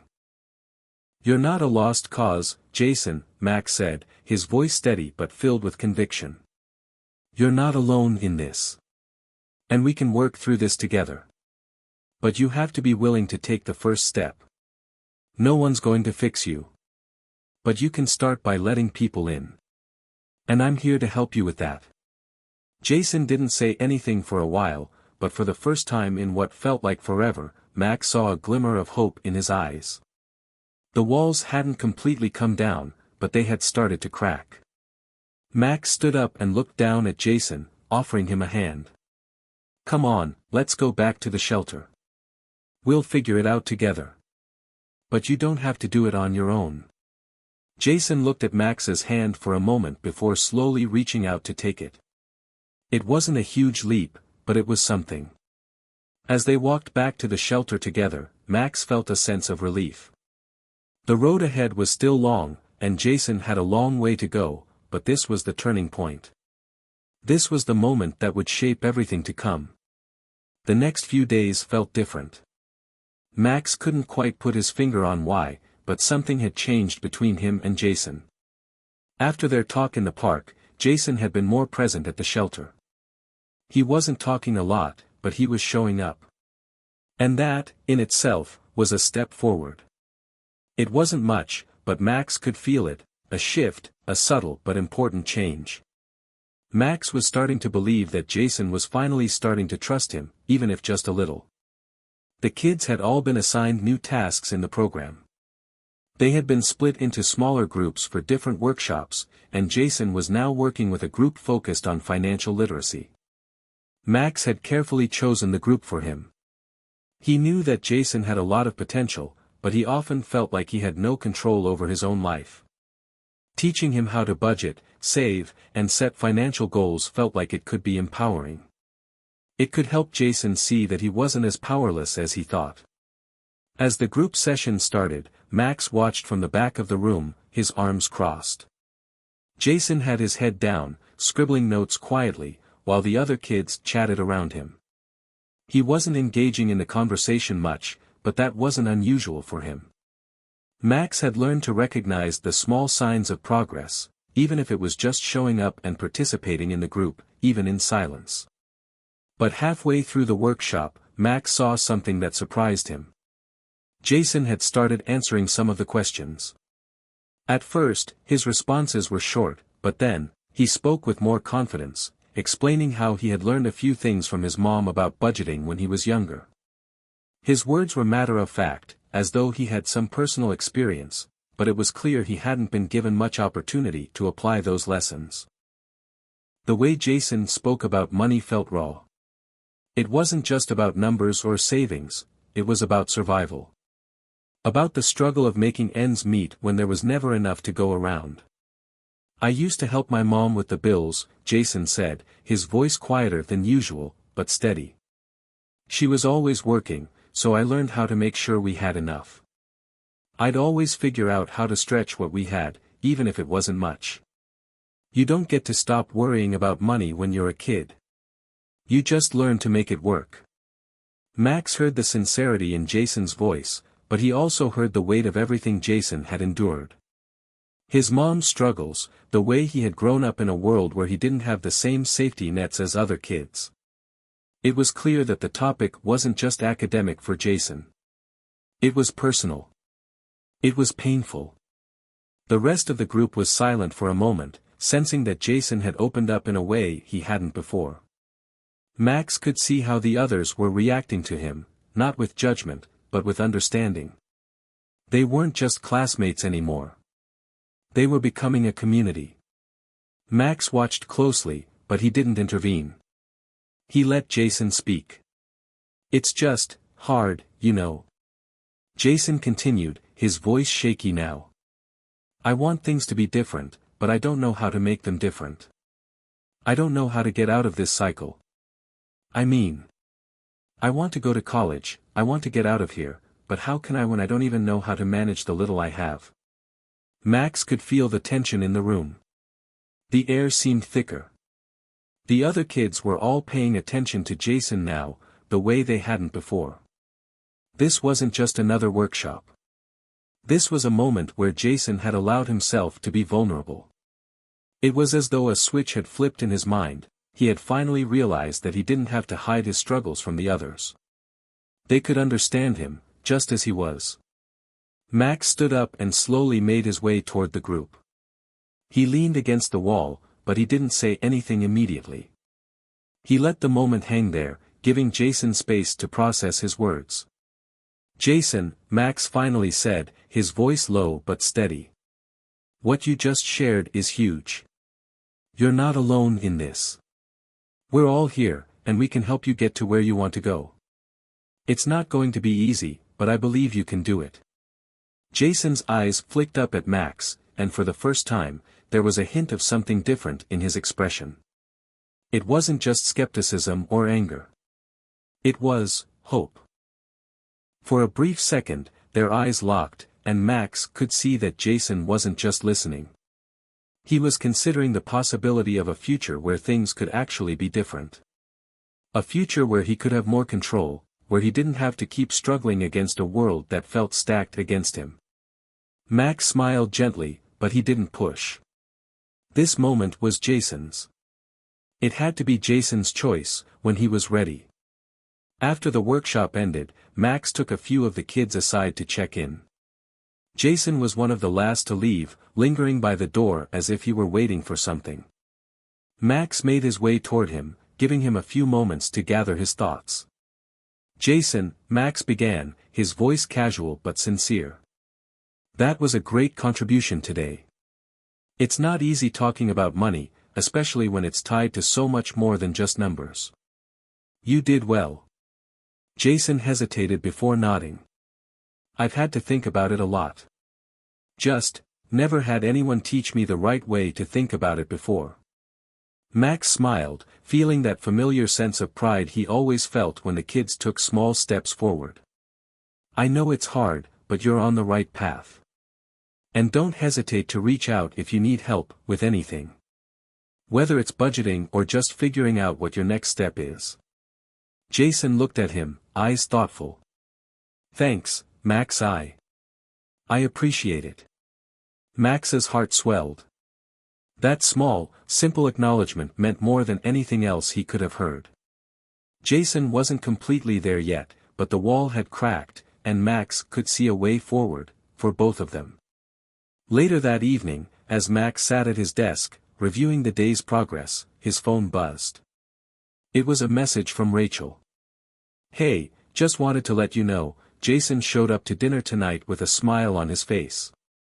It's a small thing, but I think he's finally starting to let down his guard. Keep doing what you're doing." Max smiled to himself, feeling a sense of accomplishment. The road ahead was still long, and Jason still had a lot to work through. But this moment, this small step forward, was proof that progress was possible. And Max wasn't going to give up. Not now. Not ever. The weeks following Jason's breakthrough felt like a series of small victories. Every time Jason showed up for a session, or took another small step outside his comfort zone, Max felt a sense of relief, a quiet optimism that hadn't been there before. It wasn't easy, not by a long shot, but Max was beginning to see the glimmer of something that had been missing in Jason's eyes: hope.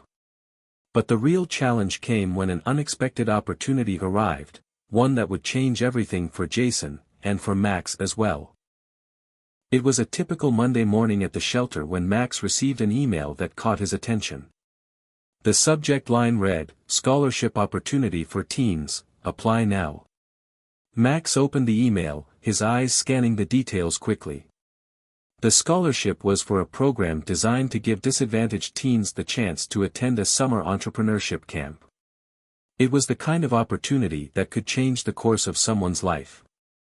The camp would provide not only academic training but also mentorship and real-world business experience.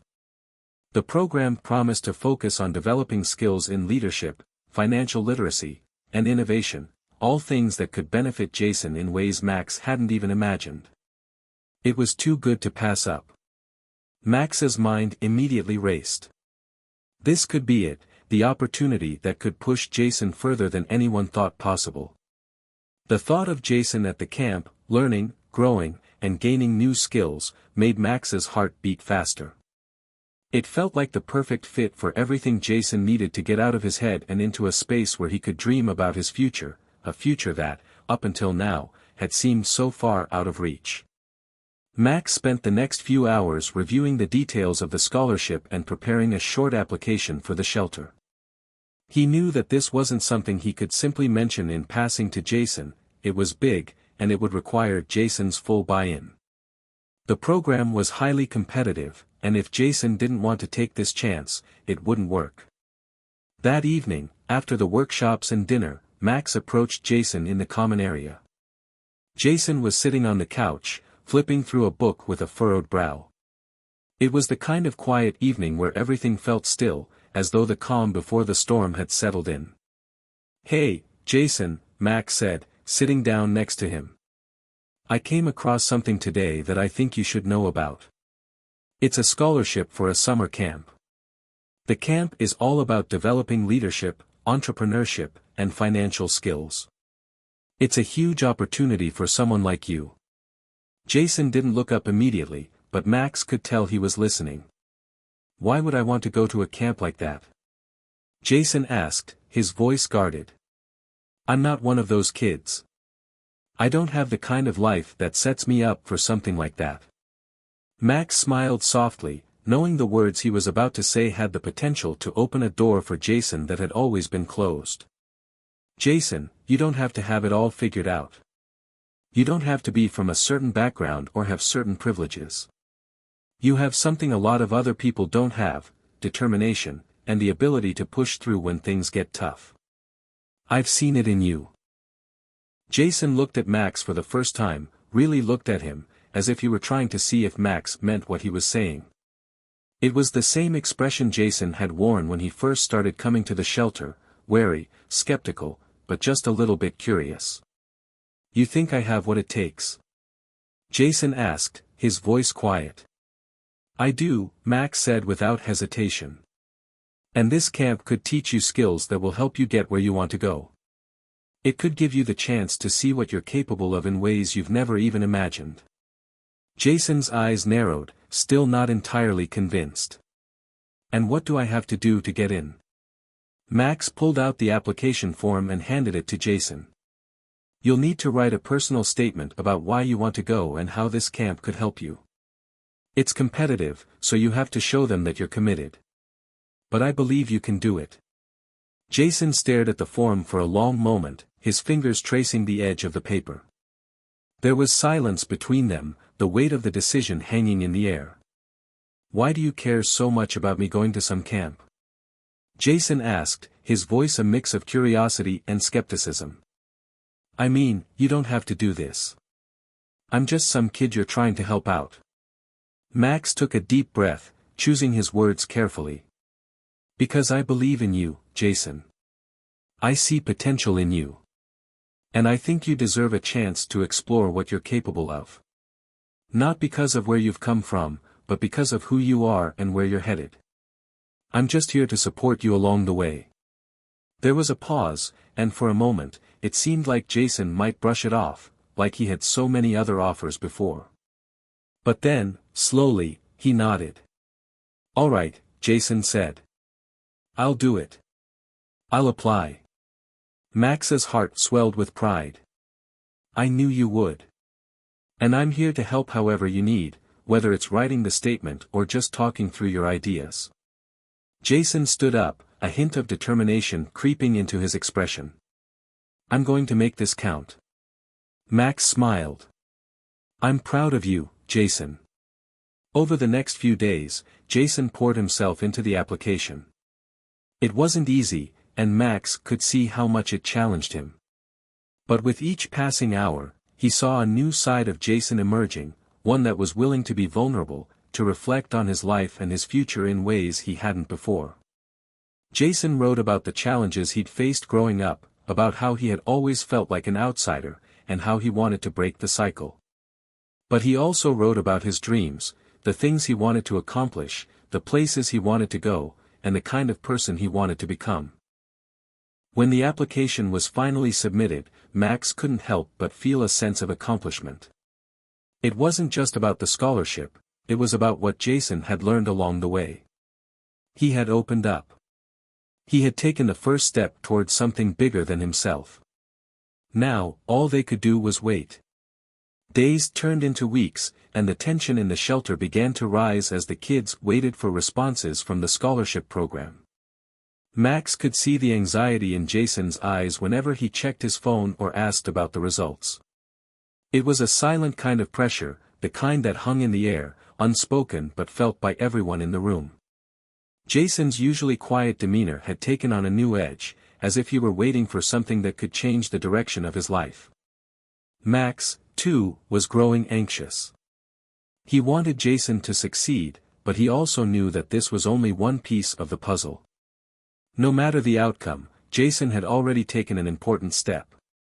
But Max couldn't deny how much this opportunity meant.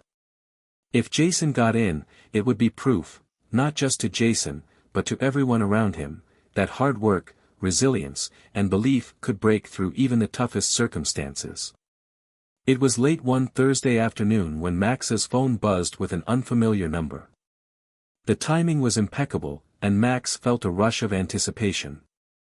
He answered the call, his heart pounding in his chest. "Hello. Hi, is this Max?" The voice on the other end was warm but businesslike, with the faintest hint of excitement. "Yes, this is Max. How can I help you?" "This is Emily from the scholarship program," the voice said. "I'm calling to inform you that Jason has been selected as one of our finalists for the summer entrepreneurship camp." Max's breath caught in his throat. The words felt surreal, and for a moment, he couldn't speak. "Max?" Emily asked, noticing his silence. "Are you still there?" "Yes. Yes, I'm here," Max said, his voice thick with emotion. I wasn't expecting this call today." "That's amazing. Jason, he's going to be thrilled." "I'm glad to hear that," Emily replied, a soft chuckle in her voice. "We were really impressed with his application. He showed a lot of insight, maturity, and potential. The selection committee believes that he would thrive in this program, and we're excited to offer him a spot." Max was silent for a moment, processing the news. He could hear the words in his head, but it was hard to believe them. Jason, the same kid who had been skeptical, who had pushed everyone away, was now being given a chance to take part in something extraordinary. "When do we need to confirm?" Max asked, trying to sound professional despite the overwhelming rush of emotion. "Within the next 48 hours, Emily said.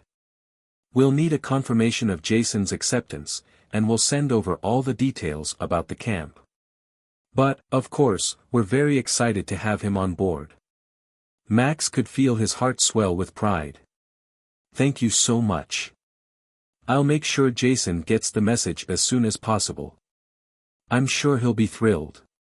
"Wonderful," Emily said. "We look forward to seeing Jason at the camp." Please don't hesitate to reach out if you need any additional information. Max hung up the phone and sat in stunned silence for a moment. The shelter, which had always felt like a place of struggle and survival, now felt like something more, like a place where hope could be born. Jason had just been given a chance to change the trajectory of his life, and Max couldn't help but feel a profound sense of responsibility and excitement for what was to come. Jason was in the common room when Max found him.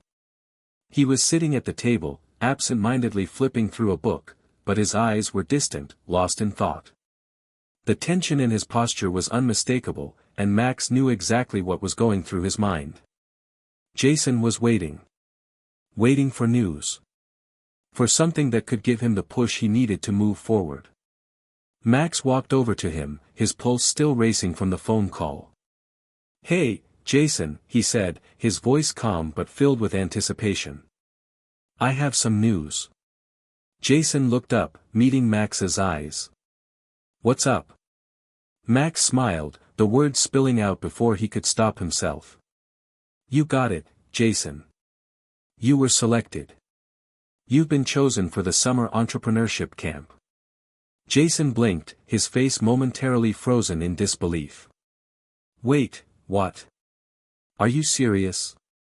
"I'm serious," Max said, nodding. "You've been selected as one of the finalists. This is your chance to go to a camp where you'll learn all about leadership, entrepreneurship, and financial skills. It's an incredible opportunity, and I believe you're going to thrive there." Jason stood up, his face a mixture of shock and emotion. I don't know what to say. I didn't think I had a chance." Max placed a hand on Jason's shoulder. "You earned it, Jason. You worked hard on that application, and you've been working hard on yourself. This is just the beginning." Jason's eyes glistened with unshed tears, and for a moment, the tough exterior he had built up seemed to crack. "I can't believe it. I thought I'd never get something like this." Max smiled. "You're more than capable, Jason. This is just the first of many steps forward." Jason stood there for a long moment, absorbing the news. It was clear that he hadn't fully processed what this meant for him, for his future. But Max could see it in his eyes. Jason was beginning to realize that his life didn't have to be defined by the past. He had options. He had power. And this scholarship, this camp, was the key to unlocking it. "I'll take it," Jason said finally, his voice firm. "I'll do whatever it takes. I'm not going to waste this chance." Max nodded, feeling a rush of pride flood through him. "I know you won't, Jason. This is your time. I'm here for you, every step of the way." The next few days were a whirlwind of excitement and preparations. Jason confirmed his acceptance, and the shelter's staff helped him gather everything he would need for the camp. It was a mix of practical details, like clothes and supplies, and emotional preparation. Jason had never been away from the shelter for more than a few days, and the thought of being in an unfamiliar place, surrounded by new people, was daunting. But Max saw a fire in Jason's eyes that he hadn't seen before. It was as if the scholarship had unlocked something deep inside him, a realization that maybe he was worthy of success, that he was capable of achieving something greater than what he had ever imagined. As the day to leave drew closer, Max couldn't help but feel a deep sense of pride. This wasn't just about the camp. It was about the journey Jason had taken to get here, the transformation he had undergone from a disillusioned teenager to someone who was now taking control of his future. It was a new chapter. And Max couldn't wait to see where it would lead. The day Jason was set to leave for the summer entrepreneurship camp finally arrived, and the atmosphere in the shelter was electric.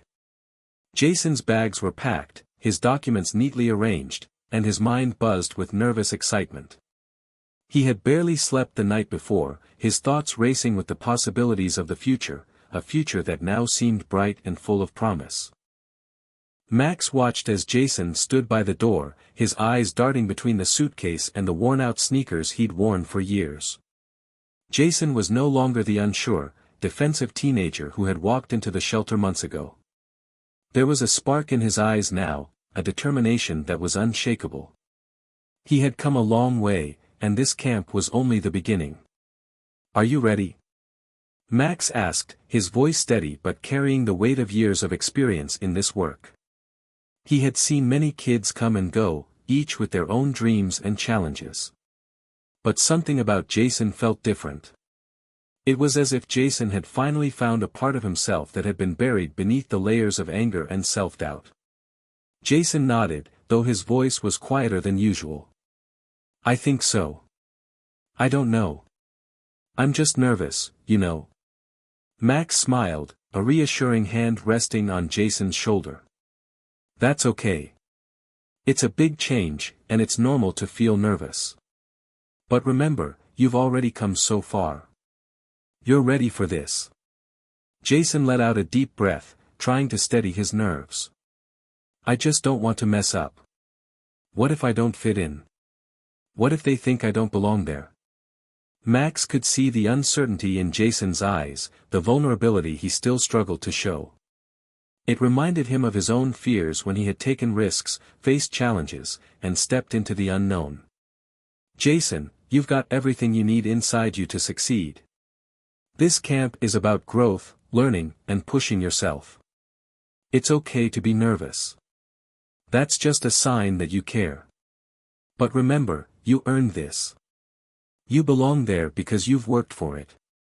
Jason didn't answer right away, but Max could see the flicker of something in his expression, something that was new, something that said he was starting to believe in himself.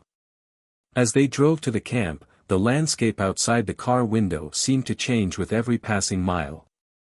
The city faded into the distance, replaced by rolling hills and stretches of green farmland. The world outside was unfamiliar, but Max could tell that Jason was beginning to see it differently. The nervous energy was still there, but there was also a sense of anticipation. When they finally arrived at the camp, Jason's heart skipped a beat. The sprawling campus was exactly what he had imagined, modern, full of new faces, and buzzing with excitement. It was a far cry from the life he had known. The students around him were diverse, confident, and eager to start. Jason, in contrast, felt like a fish out of water. He stood at the edge of the crowd, unsure of where to go or what to do. Max noticed Jason's hesitation and gave him a gentle nudge. "Go on. Take the first step. You're ready." Jason took a deep breath and squared his shoulders. He stepped forward, making his way to the check-in area where the other students were gathered. Max watched him go, feeling a mix of pride and nervousness. This was it, the moment Jason had been working toward. And there was no turning back now. Before he left, Max pulled Jason aside for one last conversation. "You've got this, Jason," Max said, his voice steady but filled with emotion. "Just remember, this is your journey. No one else's. Don't worry about what anyone else thinks. Focus on what you can learn, how you can grow. And always, always stay true to who you are." Jason gave him a tight-lipped smile. "Thanks, Max. I won't forget this. I won't forget what you did for me." Max's heart swelled. "Just make sure you make the most of this opportunity. I believe in you." Jason nodded and, with one last look back, joined the group of campers. As he disappeared into the crowd, Max felt a sense of pride wash over him. Jason wasn't just another kid from the shelter anymore. He was someone who was taking charge of his own life, forging a path that was uniquely his. The next few weeks felt like a blur for Max. He stayed in contact with Jason through occasional calls and texts, but the change in Jason was undeniable. Each conversation showed more confidence, more excitement about what he was learning. Jason was absorbing everything, from leadership strategies to team-building exercises. He was learning not just about business, but about himself, about his ability to rise above his circumstances and his potential to make a real difference. Max was thrilled to hear that Jason had become one of the top performers in the camp. He had developed a particular knack for strategic planning and innovation, impressing the mentors and his fellow campers. Jason's ideas were starting to gain recognition, and it was clear that the skills he was developing would serve him well in the future. One evening, just a few days before the camp was set to end, Max received a message from Jason. It was a video message, which was unusual for Jason, but Max was instantly curious. When he opened the video, Jason's face appeared on the screen, his eyes bright with enthusiasm. "Hey, Max," Jason said, grinning. "I just wanted to let you know that I've been working on this project here at the camp, and I actually think it might have legs.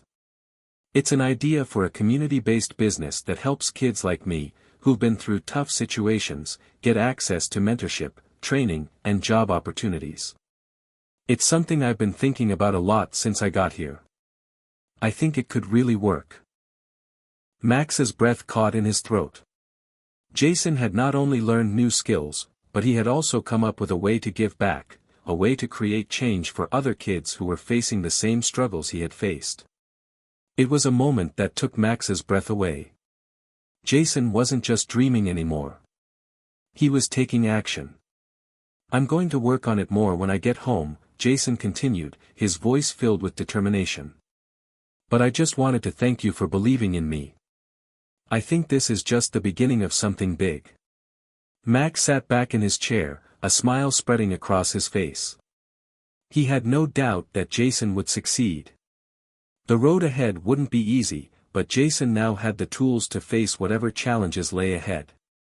As the camp came to an end, Jason returned to the shelter, a changed person. He wasn't just the same kid who had walked through the doors months ago. He was a young man, ready to take on the world with new skills, fresh ideas, and a vision for the future. And for the first time in a long time, he was excited about what was to come. Max knew that this was only the beginning of Jason's journey.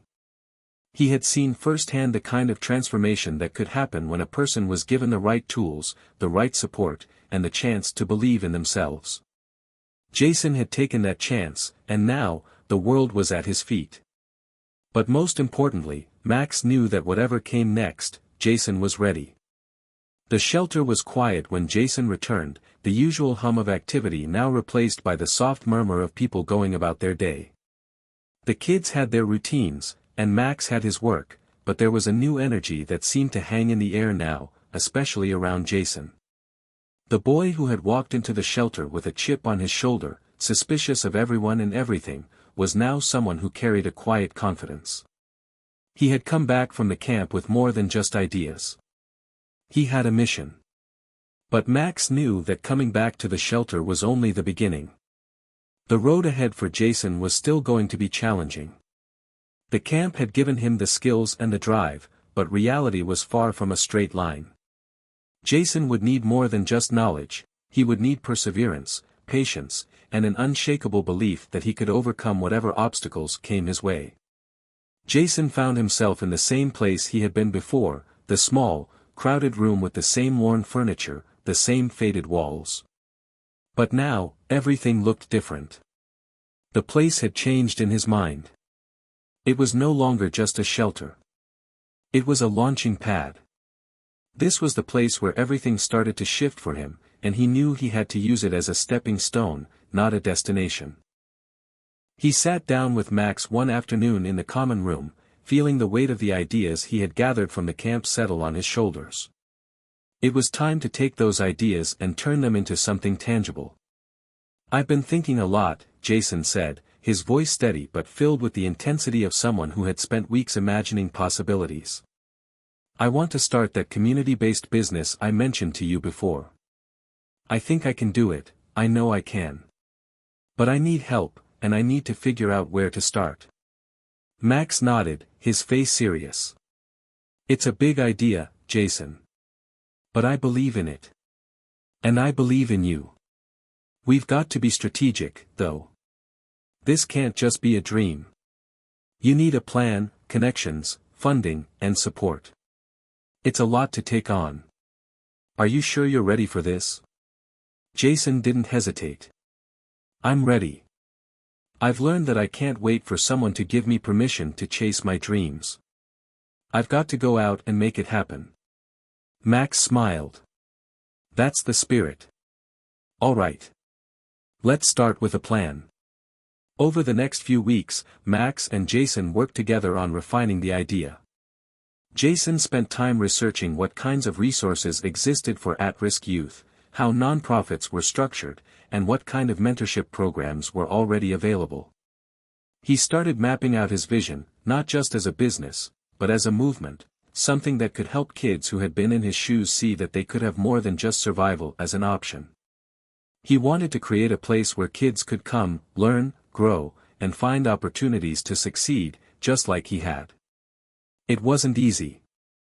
There were days when Jason felt overwhelmed by the sheer amount of work that went into turning an idea into reality.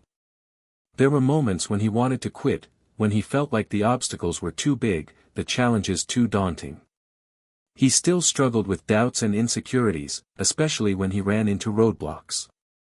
But every time those doubts crept in, he reminded himself of the camp, of what he had learned about himself. He wasn't a quitter anymore. He had come too far. And Max was right there with him, pushing him when he needed it and offering encouragement when things felt too heavy. One day, Jason received an unexpected call. It was from Emily, the program director from the entrepreneurship camp. His heart skipped a beat as he answered. "Jason, hi, it's Emily. I hope you're doing well. I've been keeping up with your progress since the camp, and I wanted to reach out to you. We've been really impressed with the work you've done and your vision for helping at-risk youth. Our organization has a grant program that supports entrepreneurs with a social mission, and I think your project aligns perfectly with what we're looking to fund." Jason's mind raced. "Wait, you're saying you want to fund my project?" "Yes, exactly," Emily said. "We think you have a unique approach and a strong passion for this. The funding could help you take the next step, get your project off the ground.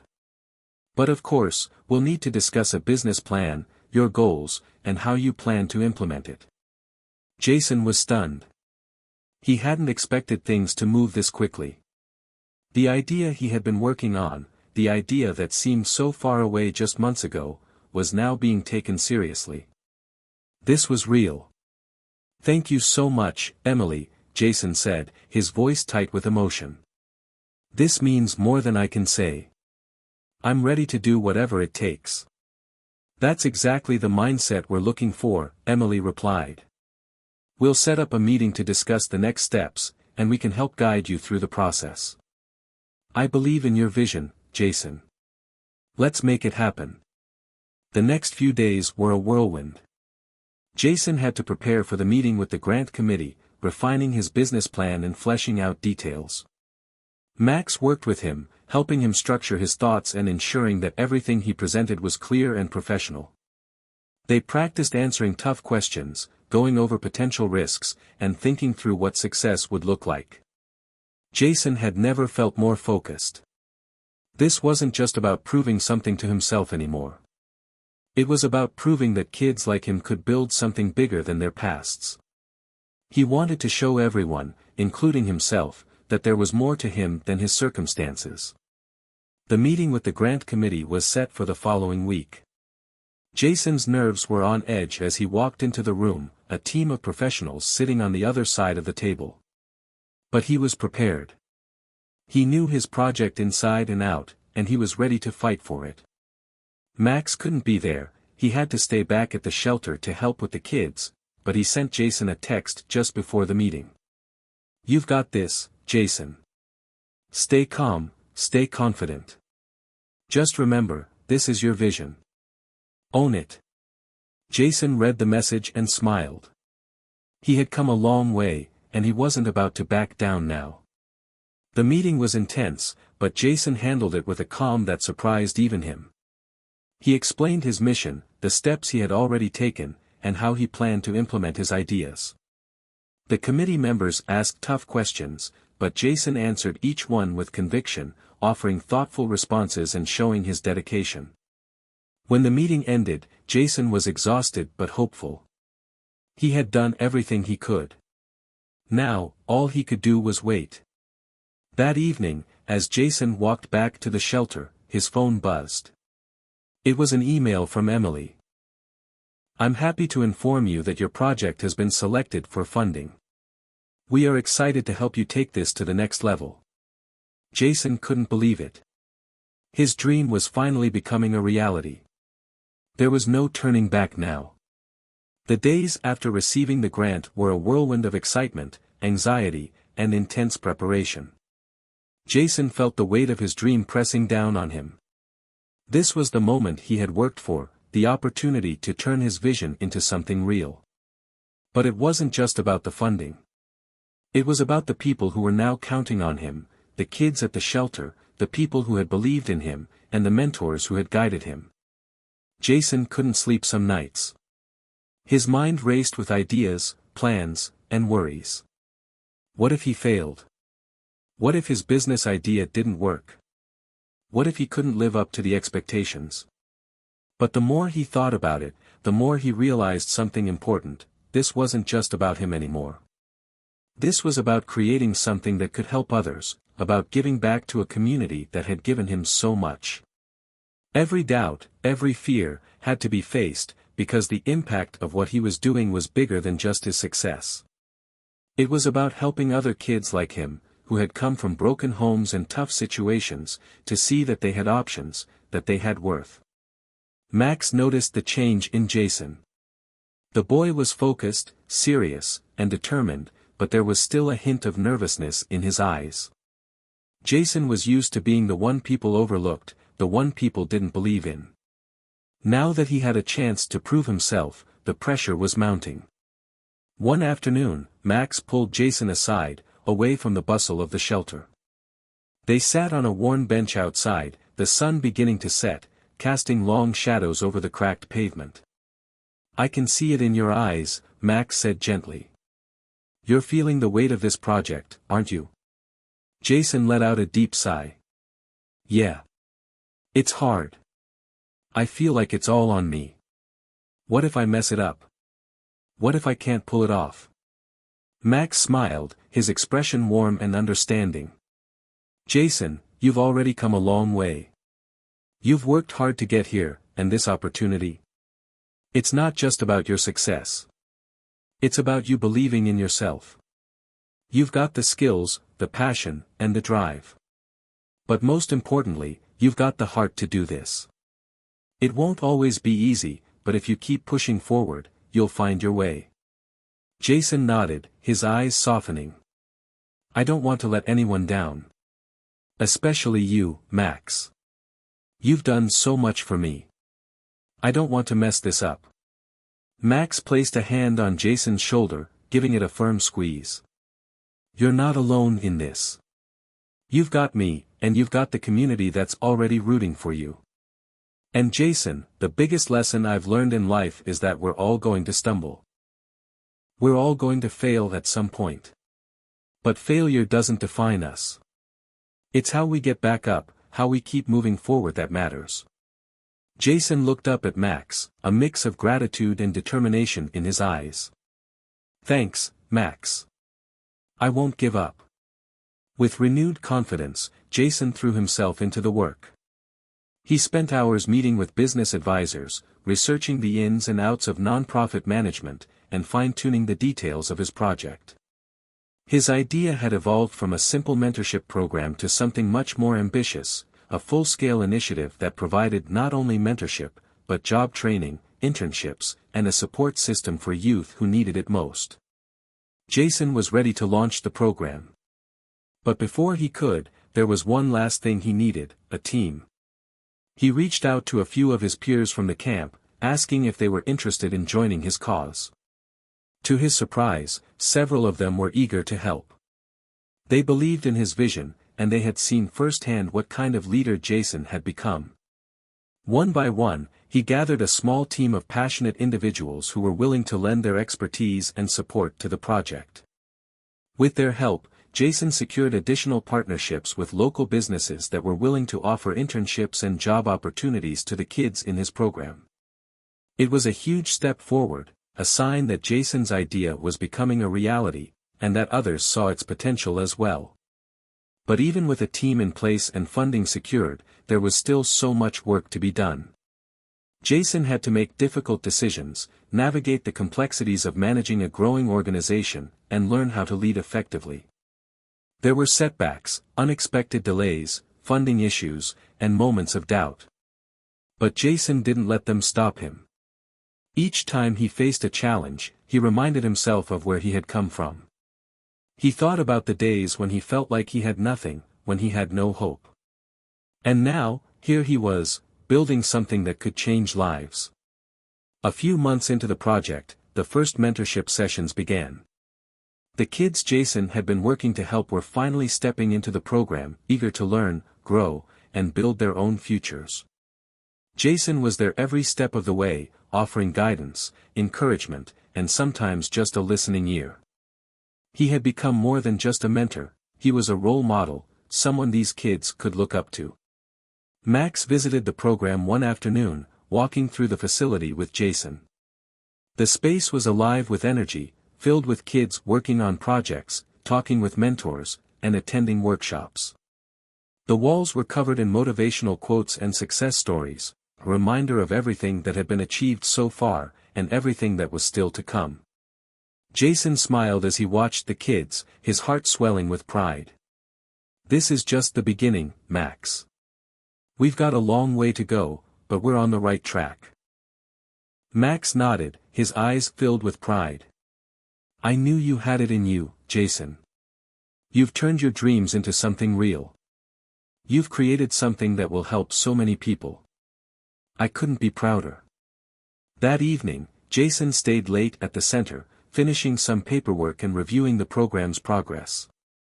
He sat in his office, looking out the window at the city skyline. He thought about everything that had led him to this point, the challenges, the doubts, the moments of hope. And as he sat there, he realized that the journey wasn't over yet. There would always be new challenges, new obstacles, and new opportunities to grow. But for the first time in his life, Jason felt ready for whatever was ahead. He had found his purpose, and it wasn't just about building a business. It was about building a community. It was about showing kids like him that they didn't have to be defined by their pasts. They could create their futures. And as the first group of young people walked through the doors, eager to begin their journey, Jason knew that he was exactly where he was supposed to be. The sound of laughter echoed through the hallways of the center as Jason stood at the front of the room, watching the kids interact with their mentors. There was a buzz in the air, a sense of purpose, a shared mission. It was the kind of energy Jason had dreamed about since he first came up with the idea for the program. The room was filled with hope, with possibility. And for the first time, Jason felt like he was part of something much bigger than himself. This wasn't just a business. It wasn't just a job. It was a movement. A chance to give others the same opportunities that he had worked so hard to create for himself. The kids were learning more than just job skills, they were learning to believe in themselves, to trust that they could rise above their circumstances. Jason watched them with pride, knowing that, in his own small way, he was helping to shape their futures. As he walked through the room, Jason couldn't help but smile. He caught sight of a familiar face, Trey, a 17-year-old from the shelter who had been one of the first to sign up for the program. Trey had been hesitant at first, unsure if he could trust Jason's vision. But now, Trey was sitting with his mentor, focused and eager to learn. He had gone from a kid who had no direction to someone who was starting to see the possibilities in his life. "Hey, Trey," Jason said, walking over to him. Trey looked up, his face lighting up when he saw Jason. "Yo, Jason. What's up?" Trey greeted him with a broad grin. Jason chuckled. "Not much. Just checking in. How's everything going?" "It's going good," Trey replied, his voice full of excitement. "I've been learning a lot about coding and web design. I didn't think it was something I could do, but now I'm building my first website. This program, man, it's crazy. I never thought I'd be here, you know." Jason's heart swelled with pride. "That's awesome, Trey. I'm really proud of you." Trey looked down at his hands, suddenly serious.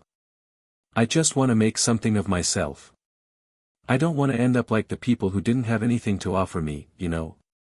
I want to be somebody. Jason nodded, understanding exactly how Trey felt. You already are, Trey. You just gotta keep pushing. Keep believing in yourself, and there's no limit to what you can do.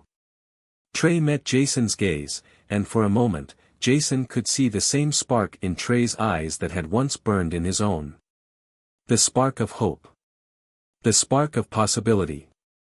Max had always been a big part of Jason's journey, and Jason knew that he had to thank him. Max had been the one to believe in him when no one else did, the one to offer guidance when things seemed impossible. Without Max, Jason wasn't sure if he would have ever found the strength to follow through on his vision. One evening, after a long day at the center, Jason found Max sitting outside on the steps, gazing at the city skyline. Jason walked over, taking a seat next to him. You all right? Jason asked, his voice soft. Max nodded, though there was a tiredness in his eyes. I'm just thinking about how far you've come. When I first met you, I never would have imagined this. I don't think you did, either. Jason smiled, a bit sheepish. No, I didn't. But you helped me see it. I couldn't have done any of this without you. Max shook his head. You did it, Jason. All I did was point you in the right direction. You took the lead, and you made it happen. Jason's smile widened. Well, I couldn't have done it without your support. You were there when it all seemed impossible. Max gave a knowing nod. That's what family's for.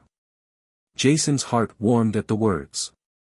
He'd come to realize that Max wasn't just a mentor to him. He was family. And this place, the shelter, had become his family, too. For a long time, Jason had felt like he was walking alone, like no one cared about him. But now, he realized how wrong he had been. He had a community that believed in him, that supported him every step of the way. And he would never take that for granted. The next few months were filled with more progress. The mentorship program grew. More kids enrolled, more businesses signed on to offer job placements, and Jason's network expanded. Every day was filled with new challenges, but also new victories. One afternoon, Jason stood in front of a room full of donors, potential partners, and community leaders. It was his chance to showcase the success of his program and share his vision for the future. He had come a long way from the hesitant, uncertain kid who first walked into that shelter. Standing there, with the spotlight on him, Jason felt a sense of calm wash over him. This was what he had worked for. This was the moment he had dreamed of. And he was ready. Jason spoke passionately about the program, explaining how it had transformed not just the lives of the kids involved, but the entire community. He talked about the importance of giving young people opportunities, of showing them that their lives didn't have to be defined by their pasts. He spoke about the mentors, the partnerships, and the businesses that had rallied behind the cause. But more than anything, he spoke from his heart about the impact that had been made, not just in his life, but in the lives of everyone who had walked through the doors of the center. As he finished speaking, the room erupted in applause. Jason looked around, overwhelmed by the support. It was a dream come true. That night, Jason sat in his office, staring out the window at the city lights. He felt a sense of peace he hadn't known before. There was still so much work to do, so many challenges ahead. But for the first time, he wasn't afraid. He knew that, no matter what, he had the strength to face it. His phone buzzed. A text from Trey popped up. Hey, Jason. Got a big interview for that web development internship I told you about. Wish me luck. Jason smiled. This was the moment he had been working toward, to see the kids who had come into the program, unsure of themselves and their futures, now stepping into their own. It was everything he had hoped for and more. He quickly typed back, "Good luck, Trey. I know you're going to crush it." As he hit send, Jason leaned back in his chair, a feeling of gratitude and fulfillment washing over him. This was just the beginning. The road ahead was long, but Jason was no longer walking alone. He had found his purpose, and he was ready for whatever came next. Hit subscribe and leave a comment with where you're watching from. This story might just spark a new beginning. What's one thing that always pushes you forward, even when things get tough?